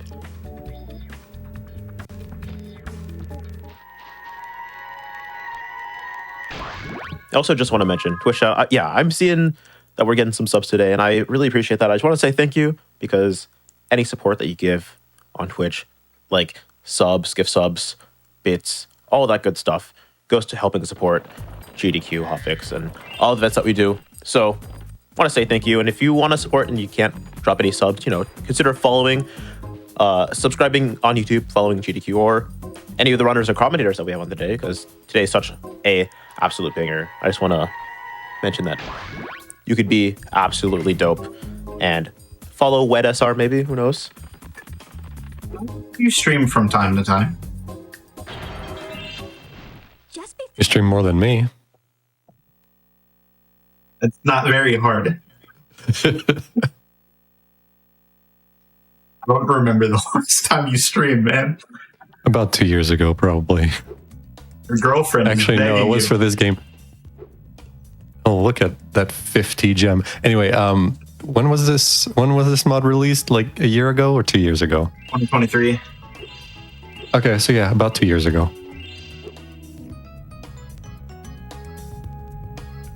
I lost track of time, man. Oh, don't worry. I tend to as well. The passage of horizontal time processing. hurts us all. Absolutely. I mean, of course it was 2023. We did alphabetical 150 eggs last GDQ, and that was 2024. Last wasn't SGDQ. Yes. Last SGDQ. Hold on, how long does alphabetical all eggs take? I have an idea. It took us 6 hours each. About 5 to 6 hours. The rule is basically, you just do everything in your power to get the next possible, egg in the lists alphabetically by name, and get no more eggs than are strictly required to get there. And if you have to get extra eggs, you go the next alphabetical availability. And yeah, it just means you end up loading screen after loading screen. 80% of the run is just waiting for loading screens. Right there, right at that level, or at Bugbot. After Bugbot, you get the ability to enter the Atlas and warp to levels, which heavily speeds up something like that, where you're just constantly needing to go between hubs and stuff. And the problem is that for Bugbot and Starfish, they decided to make the 2 egg names secret, and what was the other one? They both start with S. Yeah, they appear extremely late in the list. Yeah, they're like and so you don't get to benefit from it. They're like 120 out of 150 or something. So you have to manually run around everywhere for like 5 hours. Most of the time, it's just like hub movement followed by really dumb trick back to more hub movement. I'm in Midnight Mountain. Okay, time to go back to Sheila's Alp. And yeah. Like you're talking about this in a way that's like trying to convince me not to, but now I'm just more convinced than I was last time. Exactly. It's fun. It's really dumb, but it's fun. Just don't do it on your own. Have a friend. Yeah, it's good to have another person to sanity check. Also, Rocket Monkey. Apparently, if you just let yourself fall between that wall and that barrel, you can't just fall. Shoot up in the sky. You have to jump into it. You have to be jumping. I guess they don't have a speed cap when you are in the jumping animation as Agent 9. So if you find a way to infinitely fall after you jump, you will just gain more and more vertical height. And I'm pretty sure speeds in this game are a signed integer. So eventually you just hit the overflow and it flips to a negative. So you go up instead of down.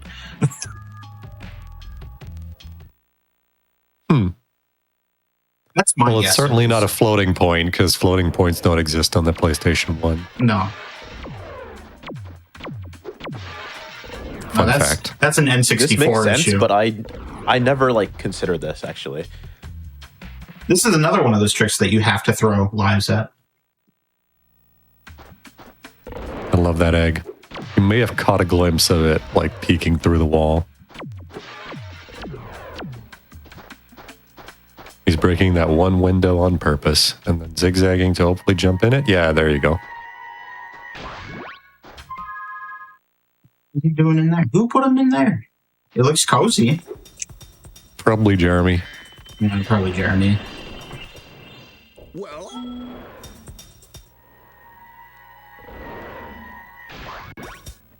jump and jump.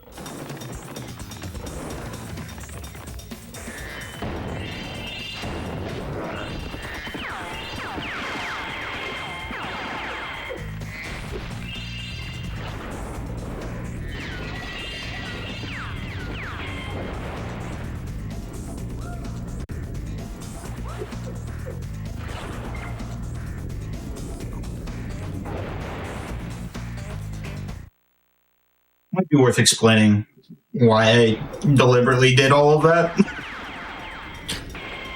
Right. As you can see, he's swimming again, without being underwater. So another way to get swim in air in this game is to respawn as being swimming. Particularity of Zoe zaps is when Zoe zaps you, she saves your current state, but the position you will respawn at isn't the position that you had when you got zapped.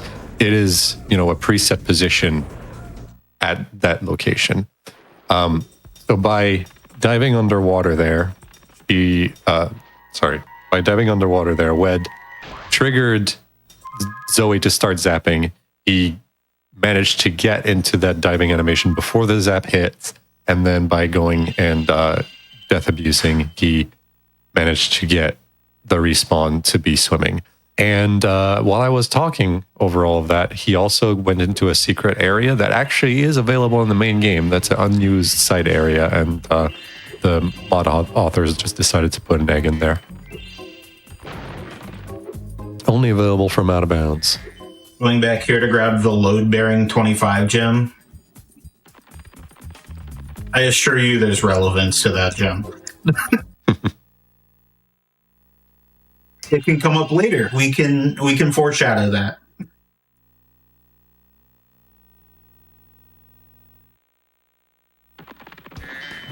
Who's Meanwhile, future ruins. This is another one of the levels that I would consider one of the hardest ones. It's gotten less bad over time, but there's still a lot of tricks to it.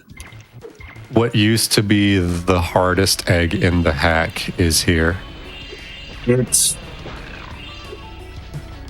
it still the hardest egg? I don't know, I but wouldn't call it the hardest anymore.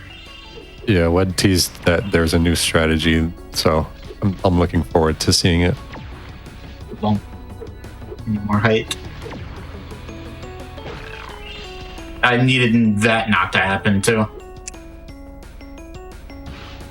Also, if anyone was wondering about the music here, I believe this is a Spyro sound font version of a song by Pendulum.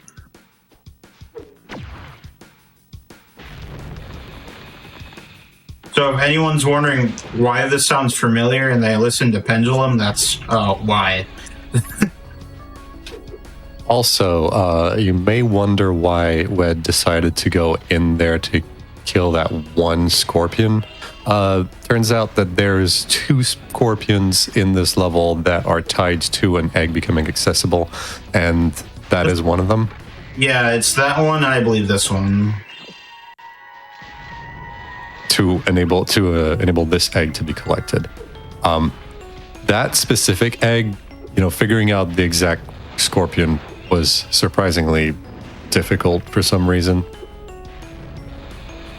For a while, we thought that it was someone in the acid tunnel later on, but turned out that that wasn't the case. And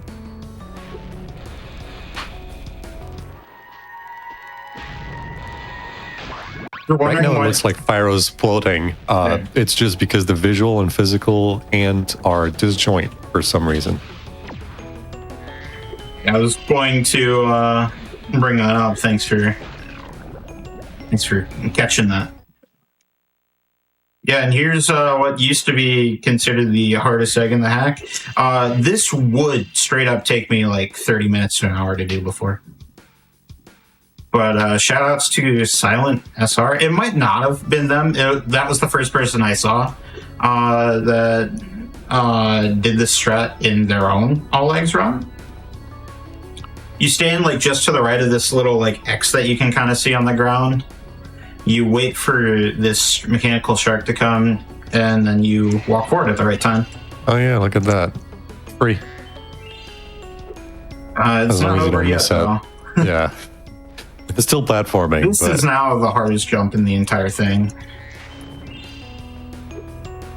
Well, at least it's not as punishing to fail it. The alternative way to get up there is the jump is just so finicky.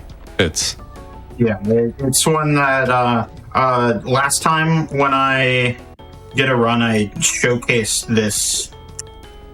Oh, I glided late. I showcased this egg like at the very end of the show, trying to get it, and I was talking to Jeremy Thompson during it, one of the people that helped work on this mod, and he said even himself that it takes him. It's very inconsistent. It takes him like 5 to 10 minutes to get that trick, and he's stupid consistent at a lot of things no one else is in the game. Shark fin proxy is the way to go.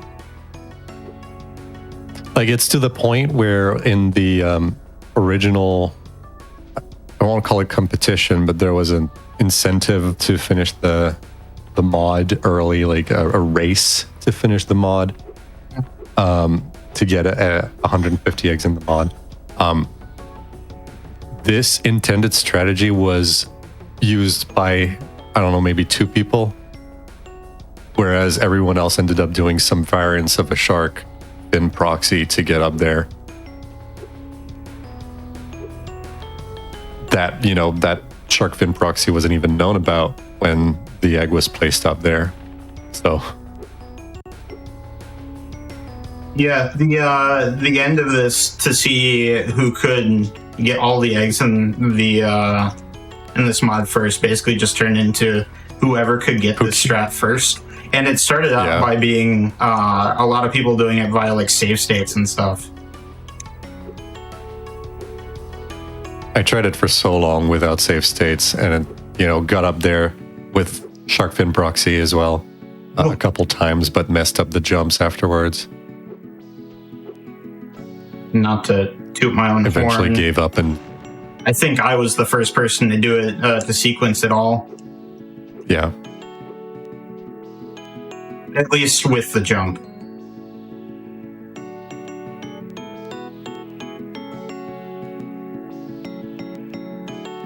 Having a rough go of the jump. It's a hard jump. With the height you're getting with those shark fins, you could probably skip straight to the helmet. Yeah, I know.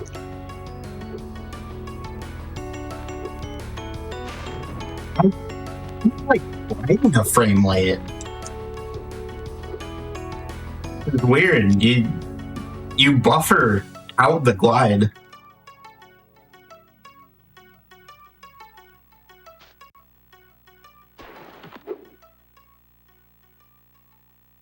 And jump here. And kind of down here. I feel like I've been doing this jump from one triangle further to the right on the, what's it called? On the spine? That's kind of kind of has a better mohawk. angle, I think. Yeah. You're saying like this one? Yeah. But you're totally There you go. right. That is so much easier from that spot. Brand new strategies here on GDQ Hotfix. And all of that just so he could start swimming, because the egg he wants is all the way up there. It is possible to get a shark fin proxy that shoots you high enough that you can get this egg without swimming. Good luck with that. Good luck with that. You can. I don't know if you can do it the way that I was doing it there. Yeah. These gems go. Those are a lot of pricey gems. Well, their Actually, they probably go actual back to intended their location is where the chest normally is, but they're going to be stopped by walls, and a few of them are going to end up out of bounds and be auto-collected. Yeah, true. I can walk over there just because I'll still need more gems. I'm having a rough go with these. I'm just gonna go over to the car spot. Get more gems on the way. Many. Or, yeah, on the top side you do. I wanted sparks. Okay. I bet you also wanted to live. I did. I absolutely wanted to live. This area is normally played as Sheila, and the goal is just, it becomes kind of a 2D section in this 3D game, and the goal is to just go all the way to the far end and collect 2 eggs on the way. They made Spyro. They made the section playable as Spyro. They removed the damage property of all those acid regions, because those would crash the game if ever Spyro took damage in them. And yeah, now it's just a matter of proxying up here and then doing a bit of platforming to get up to the top section. They've added those gems in the 1.1 version, haven't they? I don't remember those not being there there. before? I don't remember. I don't think they were.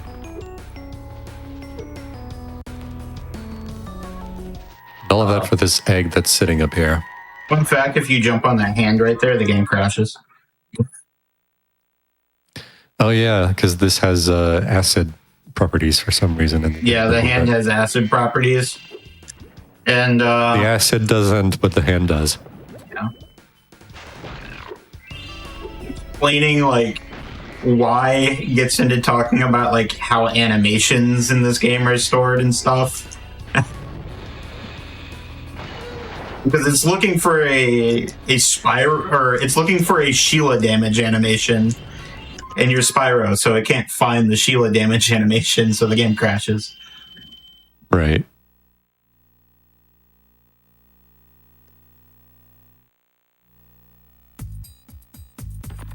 And now comes Monkey twos. Wave. I started running towards those because I thought they were 10s, and I immediately remembered from earlier today that those were 2 gems, and was like, why am I doing this?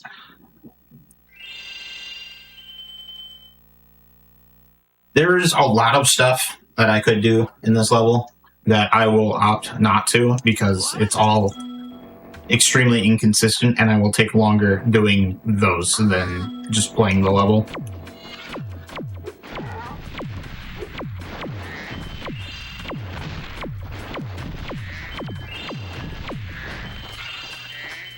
Do want these though.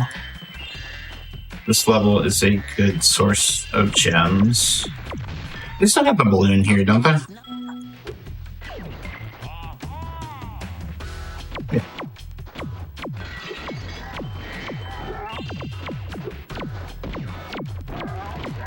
My eyes were going buggy. I thought that was a 1 gem for a second. I'm like, did JT fool me again?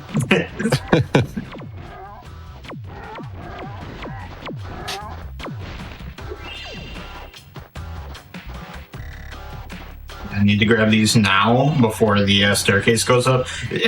Unlike the original version of this game, that is the only spot that you can get mines in this version of this level. And you need mines to either beat the level or collect all the eggs. So, or I guess you don't. You can do some dumb movement to fly over some barriers, but it's better to just have the mines at your use. You clear? Speaking of eggs, you might have seen one in front of that screen on the left. Are you going to be getting that or getting the alternative? I'm getting the alternative because the alternative is finishing this room. Okay, yeah, that will be simpler. So what they've done with this level is every egg has an alternative way to be collected. So it makes for, a bit of a confusing experience when you see an egg and then you collect it and then something else doesn't collect as an egg. But it makes also it a little bit interesting for routing, though Wed said that he won't be doing anything too crazy here, so I'm expecting that we'll just see some mostly vanilla stuff, except for the bomb stuff.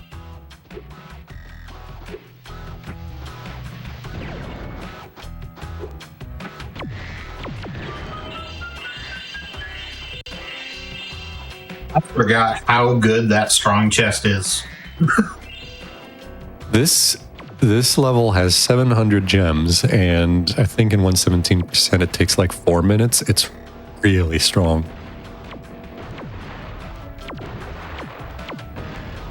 In case you're wondering why there's gems over there, that's where one of the eggs are. I've tried to collect that egg. I don't know where to land for it, and it's over acid or over like the water, which kills you. So you need to land on the right spot, and I don't know the right spot. I still want this. I don't remember what's all in it, but I need gems. 2s and 5s. They're like mostly good now. Don't miss up another bomb throw. Yeah, I know. Where's the alternative for this one? Find the trees in the cave. Okay. Yeah, it's either going to the end or the start of the level. It's probably pretty close. Thank you. I usually actually go back to the start, but Either way, you need bombs. Yeah, I thought the gems would be better going this way, so I went this way.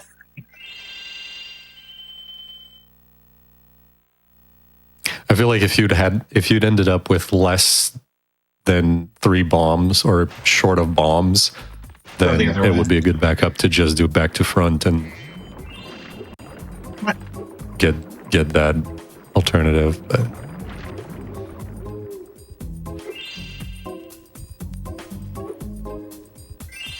a little bit of platforming here. This whirlwind appearing out of nowhere once you get over there.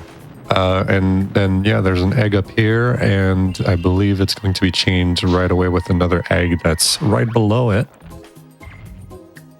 Which, fun fact, it's possible to accidentally not die while collecting, and if that happens, you need to save the game, exit, and re-enter, which happened to me when I did my first 150 egg for this game. Which, mind you, I was playing without a memory card, so I had to rummage for a memory card just so I could save the game.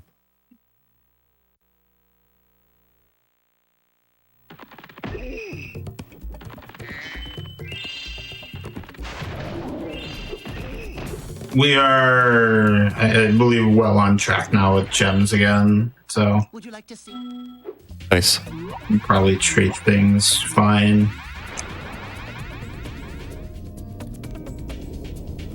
With this style, a very interesting level, route-wise, in my opinion.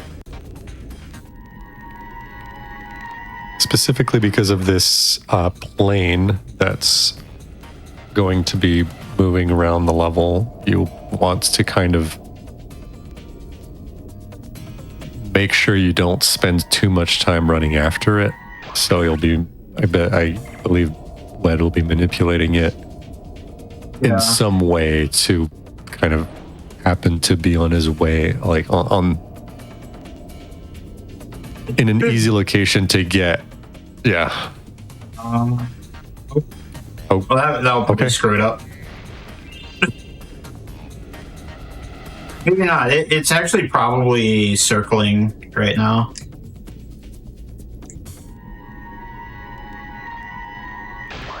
Good camera. I can definitely see what's going on.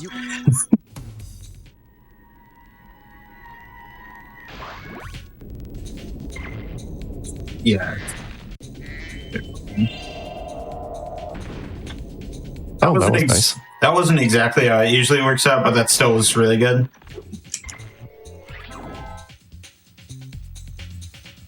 Now I have to do it. This is also a terrible thing. This is very hard. Oh, no, the slide. I will be pause buffering this. Yeah, that is totally fair. They put an egg on one of the railings of this slide, and you just have to climb on the railing here and just somehow make sure you don't fall down all the way across until you get to that egg location.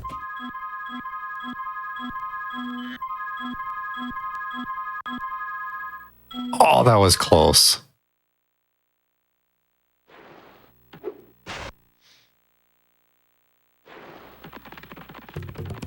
Movement's funky. It's very easy to overcorrect.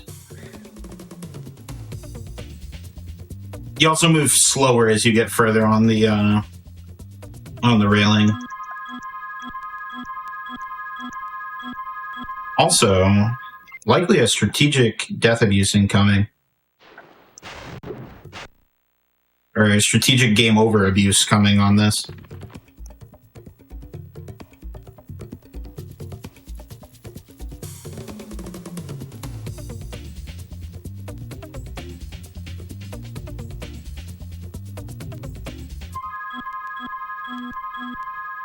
I missed a pause input there.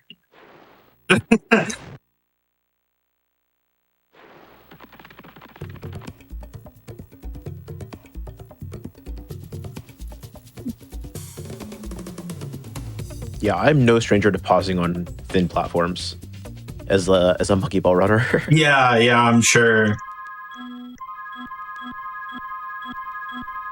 I feel like more often than though it's for Oh yeah, you get brief pause buffers for like later levels. I was thinking of like setups at first, which you do that too. But yeah, yeah, for all the levels where you would have done that, now like the pause setups exist, so it actually doesn't really even matter. I'm just a very old player, so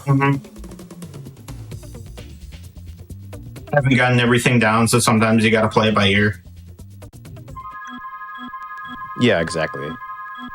I can only remember so many frames. This Unk does not have it like that anymore. No. Okay. Well, I have to go back in. It was like muscle memory there.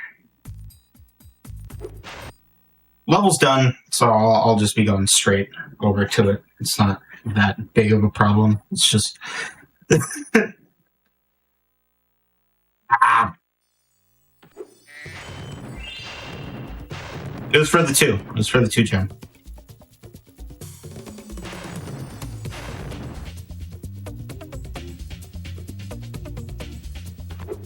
I don't remember that gave height to get over here. Okay. Back to here, regularly scheduled programming. All I'm saying is if you want to check out any other programming, gdq.gg/hotfix or !hotfix in the Twitch chat, who knows? Might find something you like.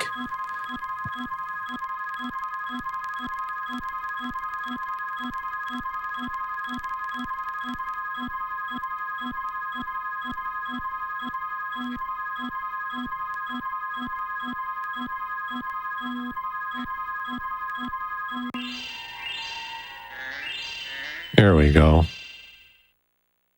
First try. Absolutely. Oh no! What a shame.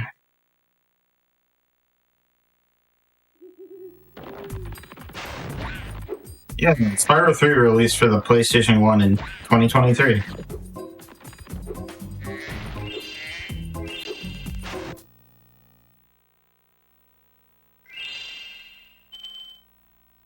They were absolutely still making PlayStation 1 games in 2023, you know? Yeah, it's like how they're making Game Boy games and Super Nintendo games in 2023. Yeah, yeah.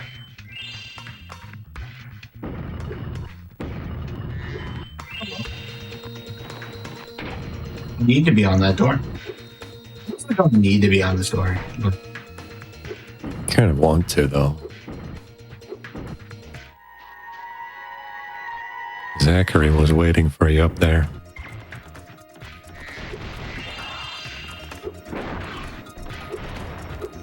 Okay, buddy. You didn't need to be like that.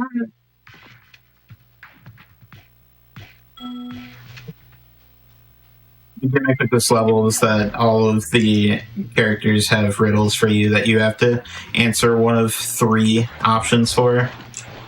So we have a lot of them we have them all memorized. What did it just get stuck on?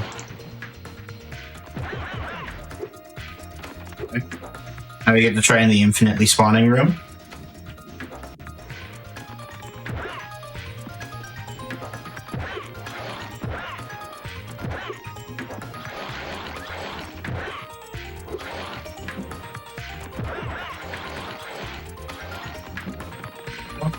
Those proxies are so hard to do.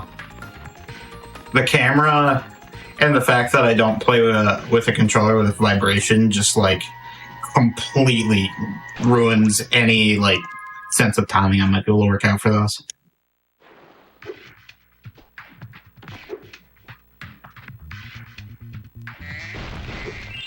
You'll notice that Wed did not spawn where he entered the area. They've just put the exit to this minigame in this upper area, and that allows to kind of open up extra locations for eggs. Just end of level egg happens to be out past that corner.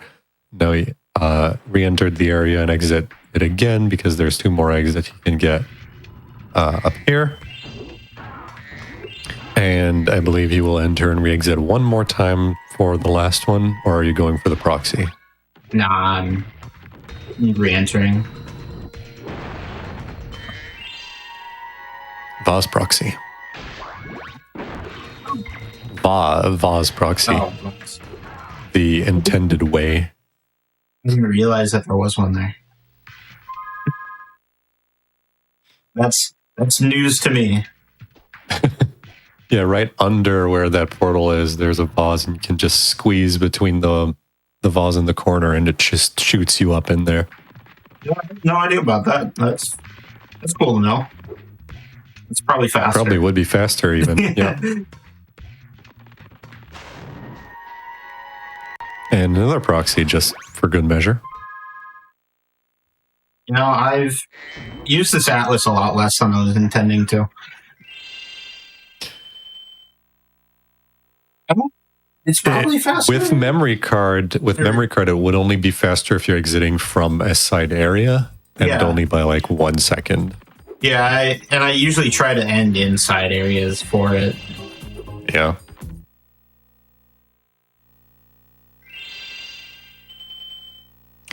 We are on to the last 5 eggs.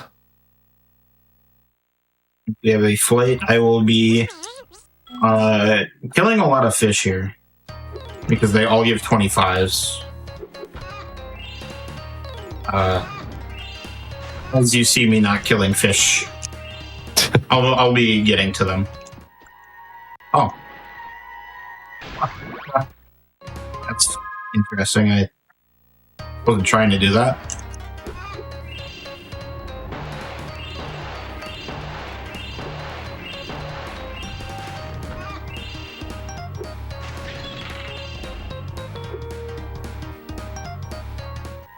You have a setup for this now? Yeah. Nice. Nowhere near as bad as it used to be. They've made it so this level, all 3 eggs are available just sitting somewhere. I think they did the same for Honey Speedway, Honey Flight, or whatever they've called it in this Keepers. mod. Beekeepers.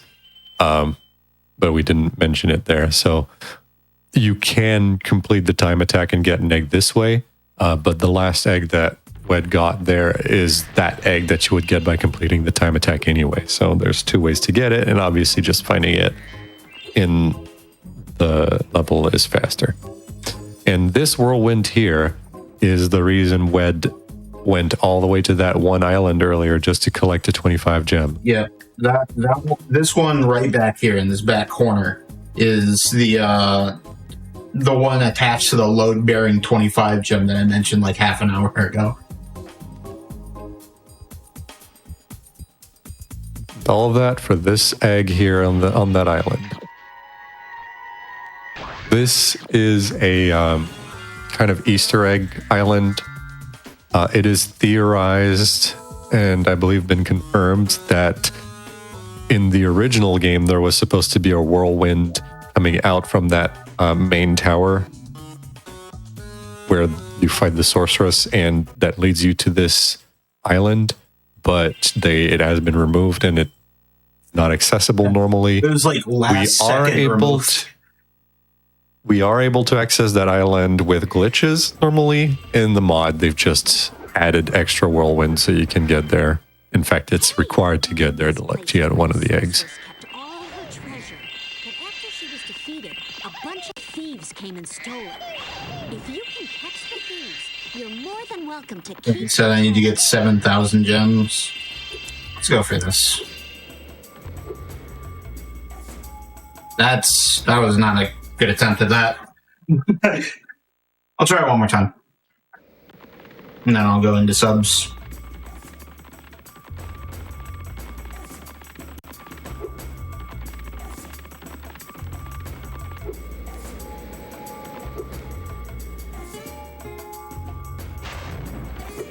Nice. There's 3 different ways you can get across there. They've tried to block 2 of them with head bash crates, and the one that Wed just did I don't think was known about at the time. Yeah, and even then, one of those ones with the head bash crates is still doable. Yeah, you Because just need to flame it at the right time, and it just goes crazy. The head bash crates are a little funky in this mod in some spots. They wig out of control when you flame them. So you can just clip through during those times. I don't remember which ones I've missed. This is a problem. Oh, there's one.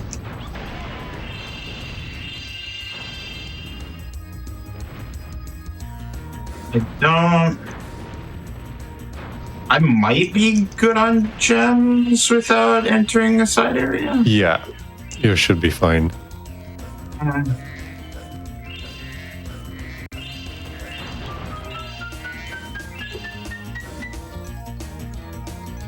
Especially with that chest, I think it's had all the gems. I don't know where they spawn though.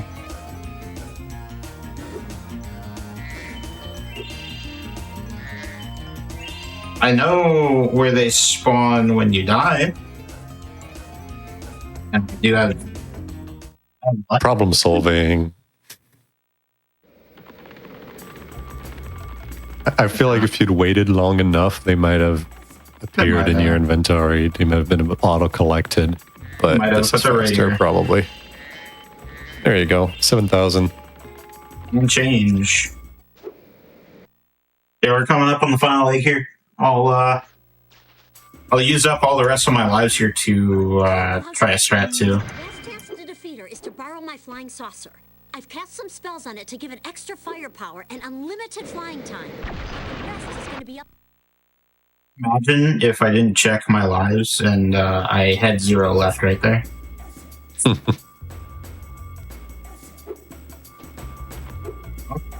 That was close. That wanted to do it. That was bizarre behavior.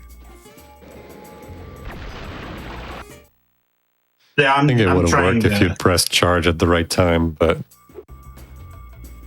maybe. Yeah, I'm trying to skip the fight. There we go. There it goes. Time's coming very shortly. Time. GG's. So for the record, this sorceress does not have invincibility frames. Normally, whenever you get on the saucer and shoot bullets, they hit and then they just get disabled as soon as they hit the sorceress. Flame does not have that property though, so if we manage to get all the way to the sorceress and flame her, she gets damage on every frame where the flame is active. Yeah, that about wraps it up with this. That was Spyro 3.5 Return to the Forgotten Realms, all legs, collected in some amount of time. And I appreciate you guys all coming and check this out and coming and check out the GDQ Hotfix stream. And quick shout outs, I suppose. Shout outs to the Spyro community. As always, they do great work over there. They're usually doing lately they've been doing seasonal leaderboards and stuff like that. So if you're less interested in the idea of maybe long-term personal goals, there's always the ability to be your best self in short bursts, which I think is a really cool idea that they've been going on with. They have a lot of great resources over there, a lot of great people. There's also some access to potentially even talk about this mod here. I would like to shout out Nitroff for once again coming and helping me out on comms tonight. And also, one last shout out to SGDQ. A reminder, I will be running Spyro 3.5 on Monday at 7:15 Central as of right now. So that will be any percent. It should be a good show. And yeah, I recommend, of course, checking that out, and of course the rest of the entire marathon as well. So yeah, thank you. Yeah, if you were gonna say it, I was gonna say it because everyone should be checking that out. Exclamation SGDQ. Please, I'm begging. I'm so happy that this got in. Yeah. But yeah, We can get this on over to Josh. I wish him the best of luck. Fradland should be a great showcase. And thank you. yeah. Thank you so much, Whit, for being on. That was super fun. Absolutely, everyone in chat. I'm looking at you. Hello, everyone, and welcome back to the only show on GDQ Hotfix. Do not fact check me. If you want to, you can go to gdq.gg/hotfix or exclamation hotfix in chat. I just want to mention this is the last run of the night of our impromptu, all completionist, all GDQ in the Forgotten Hotfix, whatever you want to call it today. We're almost done, but we do have a rerun if you missed anything from today. And trust me, you do want to watch everything. It was fantastic. I just want to mention, though, real quick, because I haven't mentioned it today, SGDQ 2025 registration is going to be open until May 26th. So please make sure you register then. And if you're some type of artist or indie dev, do exclamation booth in chat, and you can see information about our artist alley. Wow, that was surprisingly difficult to say. But we're, like I said, we're almost done today, and we have the outrageous Josh going through a game I've never seen before in my entire life. Please, I want to know so much about this game. This seems so cool. Please take it away.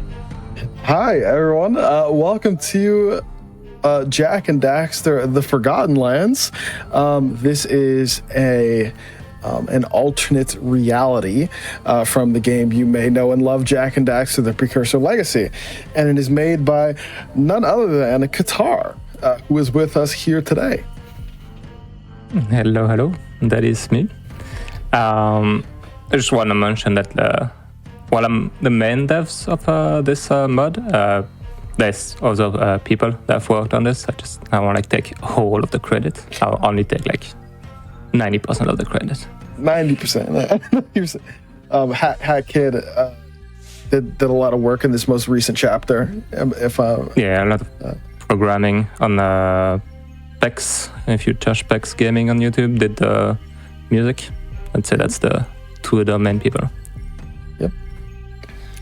So without further ado, I say we just get started. Yep. That sounds good.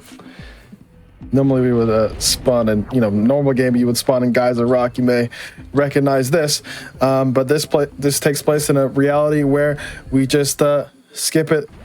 Well, not skip it, but we end up here in Crystal Cave.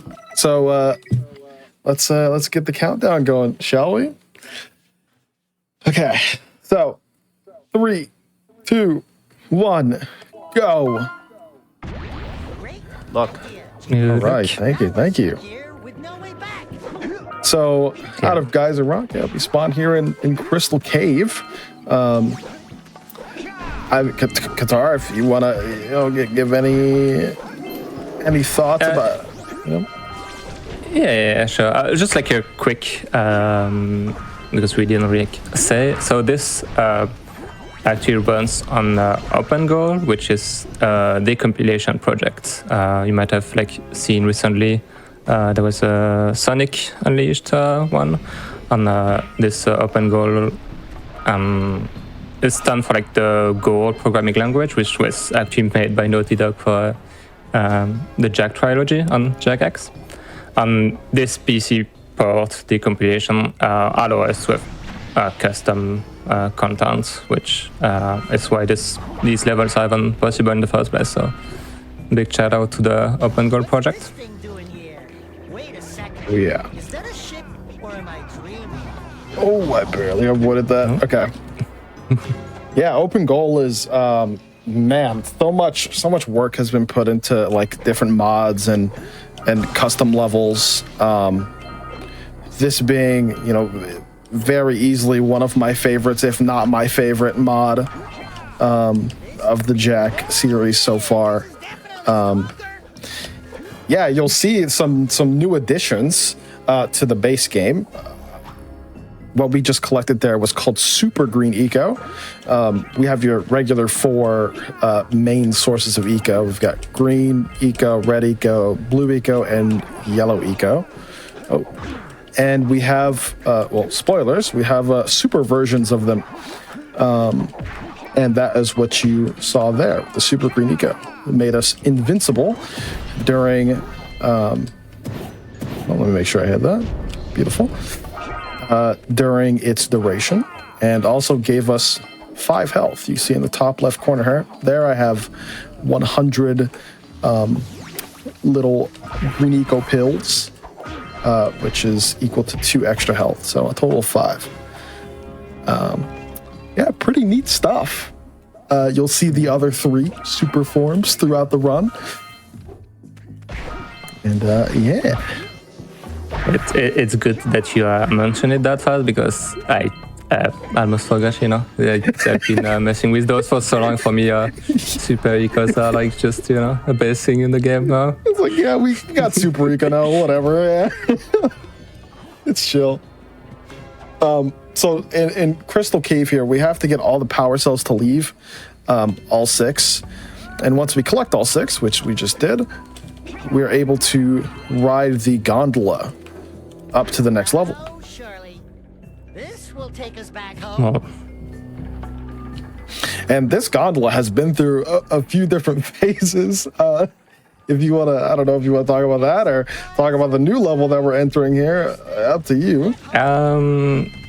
sure, I'll quickly talk about that. So these levels, I've been releasing them like in like chapters. We're like on chapter 3 right now. Doesn't mean there's 3 levels, you'll see. It's a bit more. And because the open goal project is like always kind of evolving, there's things that were not like possible that like become possible. So when something like become possible, I just like try to like improve the previous level to like include all of those new stuff. Just like note that right now that movement Josh did right there was to actually like dodge a checkpoint trigger that's conveniently easy to dodge for some weird reason from the developers probably. But yeah, that gondola in the chapter 2 release, when you go on it and you press circle to like go up it, you just like see Jak like float like and like leave the gondola behind because animated on like just like custom actors, which actors like anything that has like interaction in the game were not like wasn't like something that was possible back then. So I was very happy that it was possible now to like get that. If I may. Oh. Not a part of the run, but I thought I'd show off the rat plushie because why not? You know, it's a fan favorite. Gotta show off. Oh, okay, don't fall there. I need one right now. Yeah. So where can we get these? Oh, so I mean, if you come to my house, you'll see one because this is actually a small Easter egg. That's one of the Jak community member, Naomi, actually like made that plush, which is like an enemy from the Jak game. We actually see some of them later, and she made the plush for me, and so I was like, I'll include that in the game as a small Easter egg. Gotta come back up here. These platforms are deceivingly difficult to maneuver. I've lost many a run to trying to do this well. Yeah, we're gonna go ahead and climb up the observatory here. Yeah, I have a lot of experience with Jak, but it just seems like such a tight, like 3D platformer. It looks so satisfying, but like so fun punishing if you like mess up anything. Yeah, that sounds about right. that sounds about right for Jak. Yeah, I would say like as a speedrun, that is 100% the case. But like as a casual game, at least Jak one is it's a pretty like easy casual game. I mean, on the first playthrough you probably die quite a bit, but the like difficulty is not usually too big of a problem. And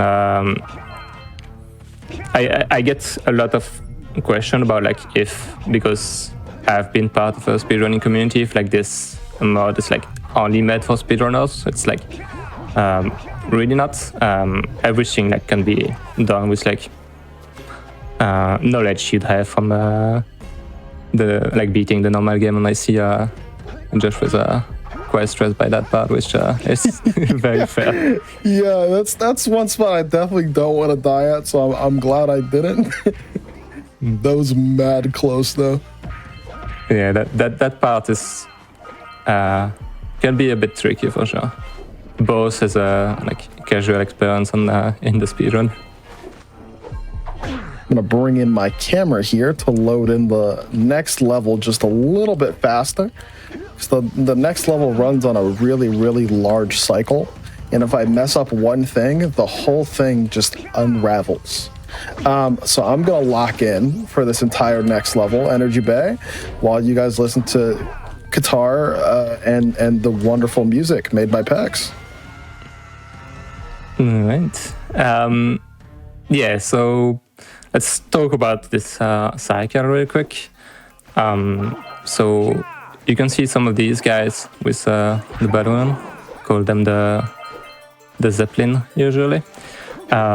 Those were taken from the level Misty Island from the base game. So the way they work is that there is 6 of them. When you've killed all 6 of them, you'll get a parser, which we do need since this is a 100% run. And they run on 3 different paths. So you have like two of them on each of those paths. And the tricky part about them is that if you die, they all respawn, which is something that worked in. That's how it worked in the base game, and that's how I wanted it to work here as well.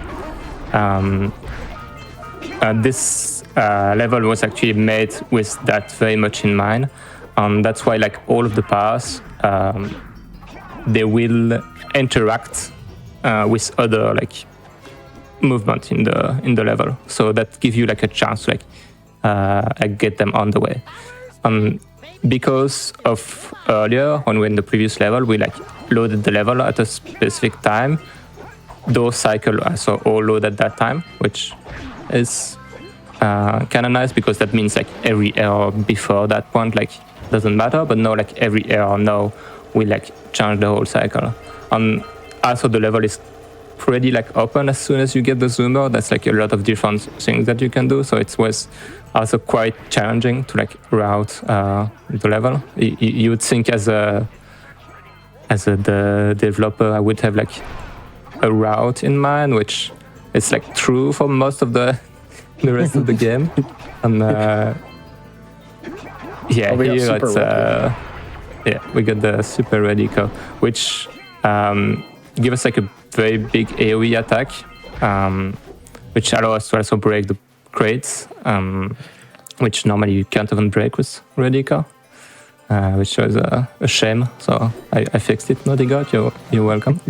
And it has also 2 other features. When you like spin midair, you get like a very like high boost up, which is something you normally get. Like when you spin midair, you get like a little bit of height from it, but that is very boosted with the super radical. And also when you're on the zoomer, there's also a nitro feature added because that's fun,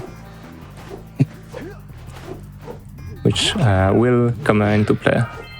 Now that we've unlocked the zoomer, this green ring also spawn, which you might think, oh, well, you don't even need the zoomer, but actually you do. It's a small trick played on the player. Yeah. These green rings, by the way, are like bricked up. They're like, I don't know, like I feel like so many people who play this level, they always say like, man, I spent like half an hour on these rings, on this one power cell.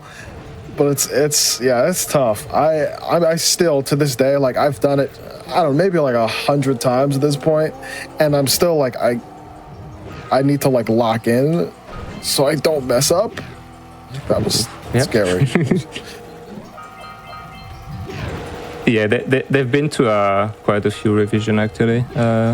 When they first released them,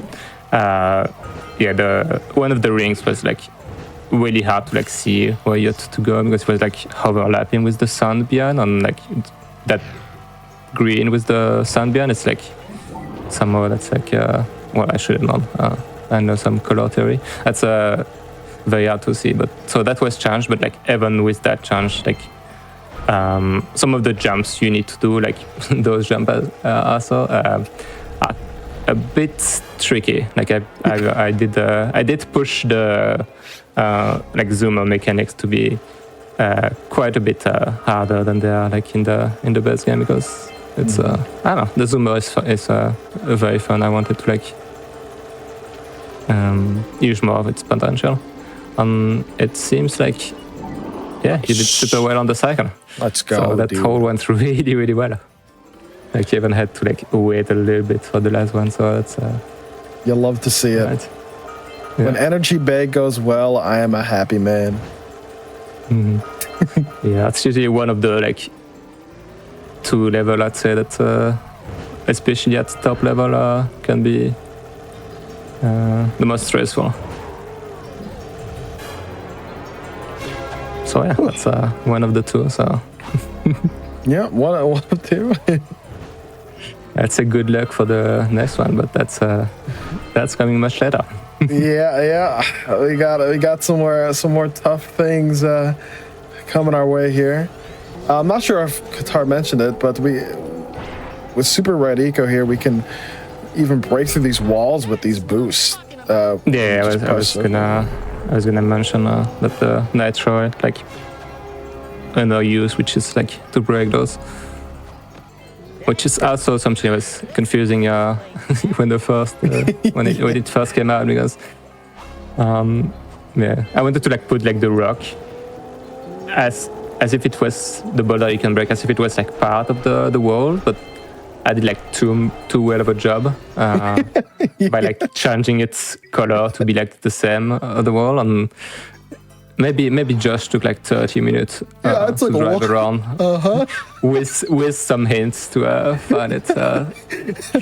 But I do remember that. Oh my God. That was more my bad than your mistake. It's okay. All right, I think one of the beautiful things about this mod in particular, I think Qatar did really, really well on this. This level, Crescent Top, it has an on-foot section, and now we're coming back into it with the zoomer. And now that we have access to the zoomer because of Energy Bay, we can do new things in Crescent Top that we wouldn't otherwise be able to do. And I like that Qatar just made that possible. It feels so. He did it in such like a seamless way. I feel like too. Like it's just. I don't know. It's very well done. Very well done. Mm-hmm. Thank you. Yeah, that was actually like quite like tricky to get that to work. Not in like a technical aspect, but like in a like level design. Because it's like the zoomer on foot movement obviously like work very differently in terms of speed, and then what you need to like the way you need to like make a level for it to be fun to like move on foot versus on the zoomer. So I'm happy you think it worked pretty well. Yeah. If you haven't followed, that's like a bit of a story going on in this mod, which I'm not sure how much you have followed. I would suggest to play for yourself, because we can like go fast and skip something. So yeah, we skip so much. Even though we collect everything, there's still a lot we're skipping. So many Exactly. details are missed. So yeah, I would suggest, not biased, but I suggest play this for yourself. Yeah, Actually, yeah. no, it's fully biased, but Fully good for you, biased, but it's a good bias. Trust. Yeah, I was gonna say when the developer of a mod is telling you to play the mod, I think you have to listen. Exactly. That's the law. Yeah, I mean, I feel like any developer would say that, but No. I'll take it. Yeah, but not all developers would be on GDQ Hotfix on the Parallel Universe Hotfix show. Exactly. That's true. That's true. Yeah. Okay. Finishing up Crescent Top here. Got 200 out of 200 orbs. And we just got our last power cell. So now we can move on to the 4th of 5 levels here. And personally, my favorite of the 5. You know what they say? We yearn for the mines. Oh, I bonked at the first possible place I could have. Fine. Yeah, I knew Josh was a big Minecraft fan, so I had to do this one for you. Yeah. Well, I had to pull this one as a favor. Yeah. I did not Nice. even just think about that just now because of the Minecraft discussion earlier, but we'll go with it. Totally not. Yeah. Yeah, It's actually really funny. For both of these runs, in the breaks, we talked about Minecraft before we started. That's so Well, it's a pretty popular game. Yeah, it's actually like one of my favorite level now, and especially in terms of like gameplay and how it flow. You might have seen Josh go through like some flames here. It's a bit like a maze normally that you have to like push some buttons and it like turn off the flames and then you can go through. And there's 2 buttons that's both are connected to 2 different flames, but somehow the devs also made it so that if you have iframes, you can punch through those, which I don't know, some weird silly reason from the devs. devs again.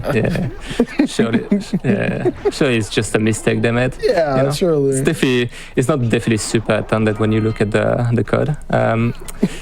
But yeah, you can abuse that to make a much quicker route. Now we have Super Yellow Echo, which we see like 2 of the main features right now. So if you played Jak 2 and 3, this might look familiar. Because in those games, if you have the yellow gun, the blaster mod, you can jump, spin and shoot. And that's how was it is fun. from an attack. Yeah, and also if you hold the shooting, you can also charge those big attack, which you actually need to do to break those spawner and finish the ambush. You're going too fast, Josh. Can you slow down a bit? It's hard to explain stuff. Sorry, yeah, we're just kind of blasting through this. I apologize. There's like no time to explain anything. We're just going fast, right? I don't know. Yeah, if you want more explanation, especially like for like development, actually like spend time to make some development commentary for this. So if you finish the game and collect all the parcel in the levels, you unlock some development commentary. So there you go. One more reason you have to like play the game. Very insightful stuff in that dev commentary. Oh yeah, here I just kind of skipped the whole section here, just by like boosting over to the end of it, and now we're just kind of going from the top down to the bottom of the section so we can get all the orbs and stuff. Oh, I almost passed away. Yeah, this section is pretty notorious for being quite hard, and if you played the base game, where you'll see some of these cards in the volcanic crater, they are so very awkward to traverse. So, I wanted to keep the feel of the awkwardness. Yeah, combined. It's crazy. Those frogs out there, Qatar like buffed them up. Like they're honestly a non-factor as well. Like they're in Misty Island and they shoot their little I don't even know. They just spit at you. But Yes. they're like way worse. So the way that normally works is that they like just like shoot at Jack's position when they start shooting, but if you're moving, you just always dodge them. And because of the minecart, you almost always move as well if you like actually use the minecart. Not that Josh did that a lot. But for this mod, I made them able to like. I gave them a name-bot pretty much, so they like track Jack's momentum on like his distance and like the speed of the projectile, and they like try to predict where Jack is going to be. Which, if you play the mod casually or ever like doing speedruns as well, you'll feel it. They will snipe you in spot where you did not expect. Even myself. I have definitely lost quite a few runs just to those guys being just absolute snipers. Yeah. It'd be like the funny part about that too is that they were actually nerfed because they were actually even worse before. Yeah. They were even more accurate. I had to like put some like randomness and reduce their accuracy because they were like no shot. They were just too good. Like it was like impossible to dodge them. It was really funny, but also not great. Have you considered that it'd be funny if you left them that accurate? Yeah, I thought about it, but you know, it's so brutal already. Like that was such a tame interaction with them overall. Like I'm very glad that happened, but I don't know. Yeah.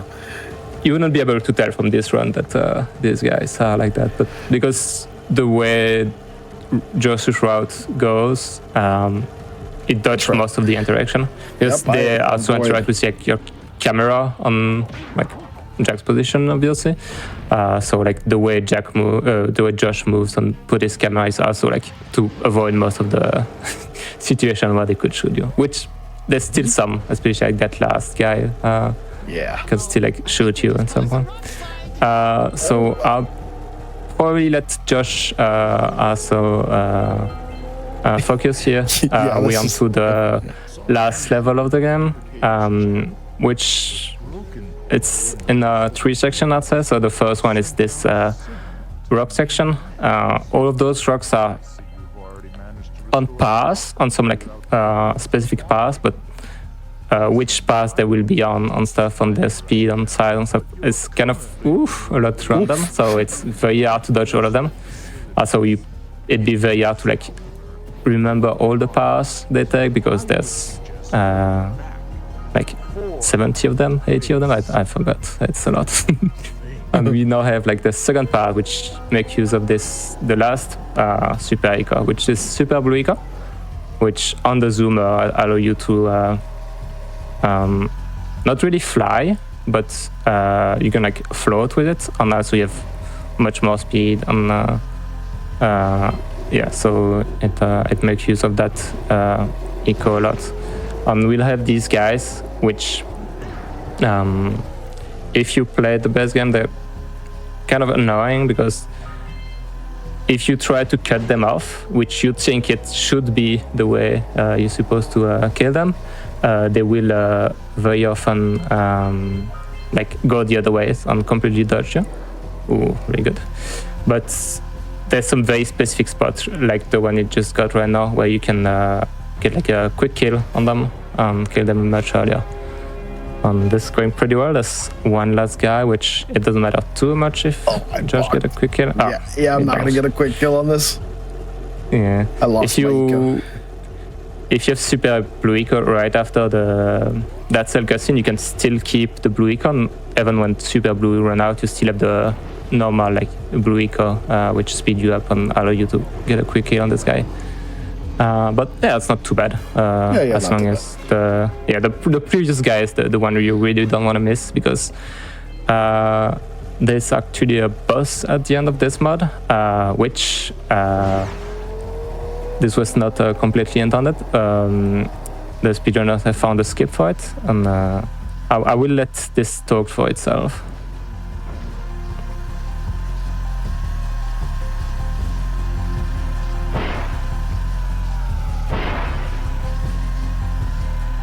Oh, nice. Let's go, Ooh, man. Let's that was close. That's low bounce on the second gen. That was scary. Okay, so this is not actually the end of the run. It would be if the skip didn't exist. Yeah, we are coming up on time though. I did not expect to hit that first try. Yeah. Yeah, it's a very good run actually. Yeah, it's pretty solid. Not bad. Yeah, you would normally enter the boss here on foot. But yeah, unfortunately, you just don't get to see any of the boss other than the skip. So that's it. GG. That's it. That's 100%. Yeah, very good run. Bang. Yeah, the boss normally has some different phases that you have to go through and then break those gems. But that's one more reason to play the mode for yourself, so you can experience the boss normally. And I cannot believe that was that fast. I know it was. I'm very, very happy with this time. Yeah. So the estimate was quite long because anything going wrong in energy bay can be 1-2 minutes easily added. On this boss skip, while it's pretty consistent for top players, it's still quite easy to miss. And every miss is you lose a minute. So. You miss it 3 times, you have a problem in energy bay, and you're plus 6 minutes on your PB. Yep. Quite easily. But yeah, this didn't happen. Josh kind of killed it. So good job. Appreciate it. GG's. Yeah, do you guys have any shoutouts? Go ahead. You first. Okay. Well, big shout out to the Open Goal dev team. Big shout out to Head Kid on PAX again as the other part of this project. And also, quick, if you go to Jak Mods, so GAKMODS.dev, you'll have all the instruction to play this on all the other really cool Jak mod, which there's some for Jak 1 and Jak 2 at the moment. Go ahead, Josh. Shout out the entire Jak community. I wish I could name you all one by one, but obviously we might go overestimate if I do that. So, thank you all just so much for this opportunity. It's an honor to show off TFL, and there are so many good mods out there for this game and for Jak 2, and I implore you, if you ever love Jak and Daxter even a little bit in your life, please go to jakmods.dev and just download them for yourself. Just try them out. Whichever one looks cool, just give it a shot. I promise it will be worth it. That's all. Thank you so much. I'm seeing a message in chat saying name all your mods or we quit, and then another message says you have another 7 minutes. Guys, can we cut? Yeah, so thank you so much for watching Parallel Universe here on GDQ Hotfix. Like I say every time that I'm on, it is such an honor to be here on GDQ Hotfix, having all of these mods, all of these fan games, all of these just absolutely labors of love. I'm so excited to be showing these off. Please follow Josh. Please keep up with all of the Jak mods at jakmods.dev. Please, I'm begging. Follow everyone that's been on today. But that is the last for another night. So we're about to be done for today. But if you missed anything, we do have a run of everything that's been on today. Plus, because this is Friday night, you're in on a Friday night, all of that good stuff. If you want to be cozy Saturday morning, you can tune back in at 1 p.m. Eastern to see. I'm pretty sure it's going to be Make Your Own Victory tomorrow.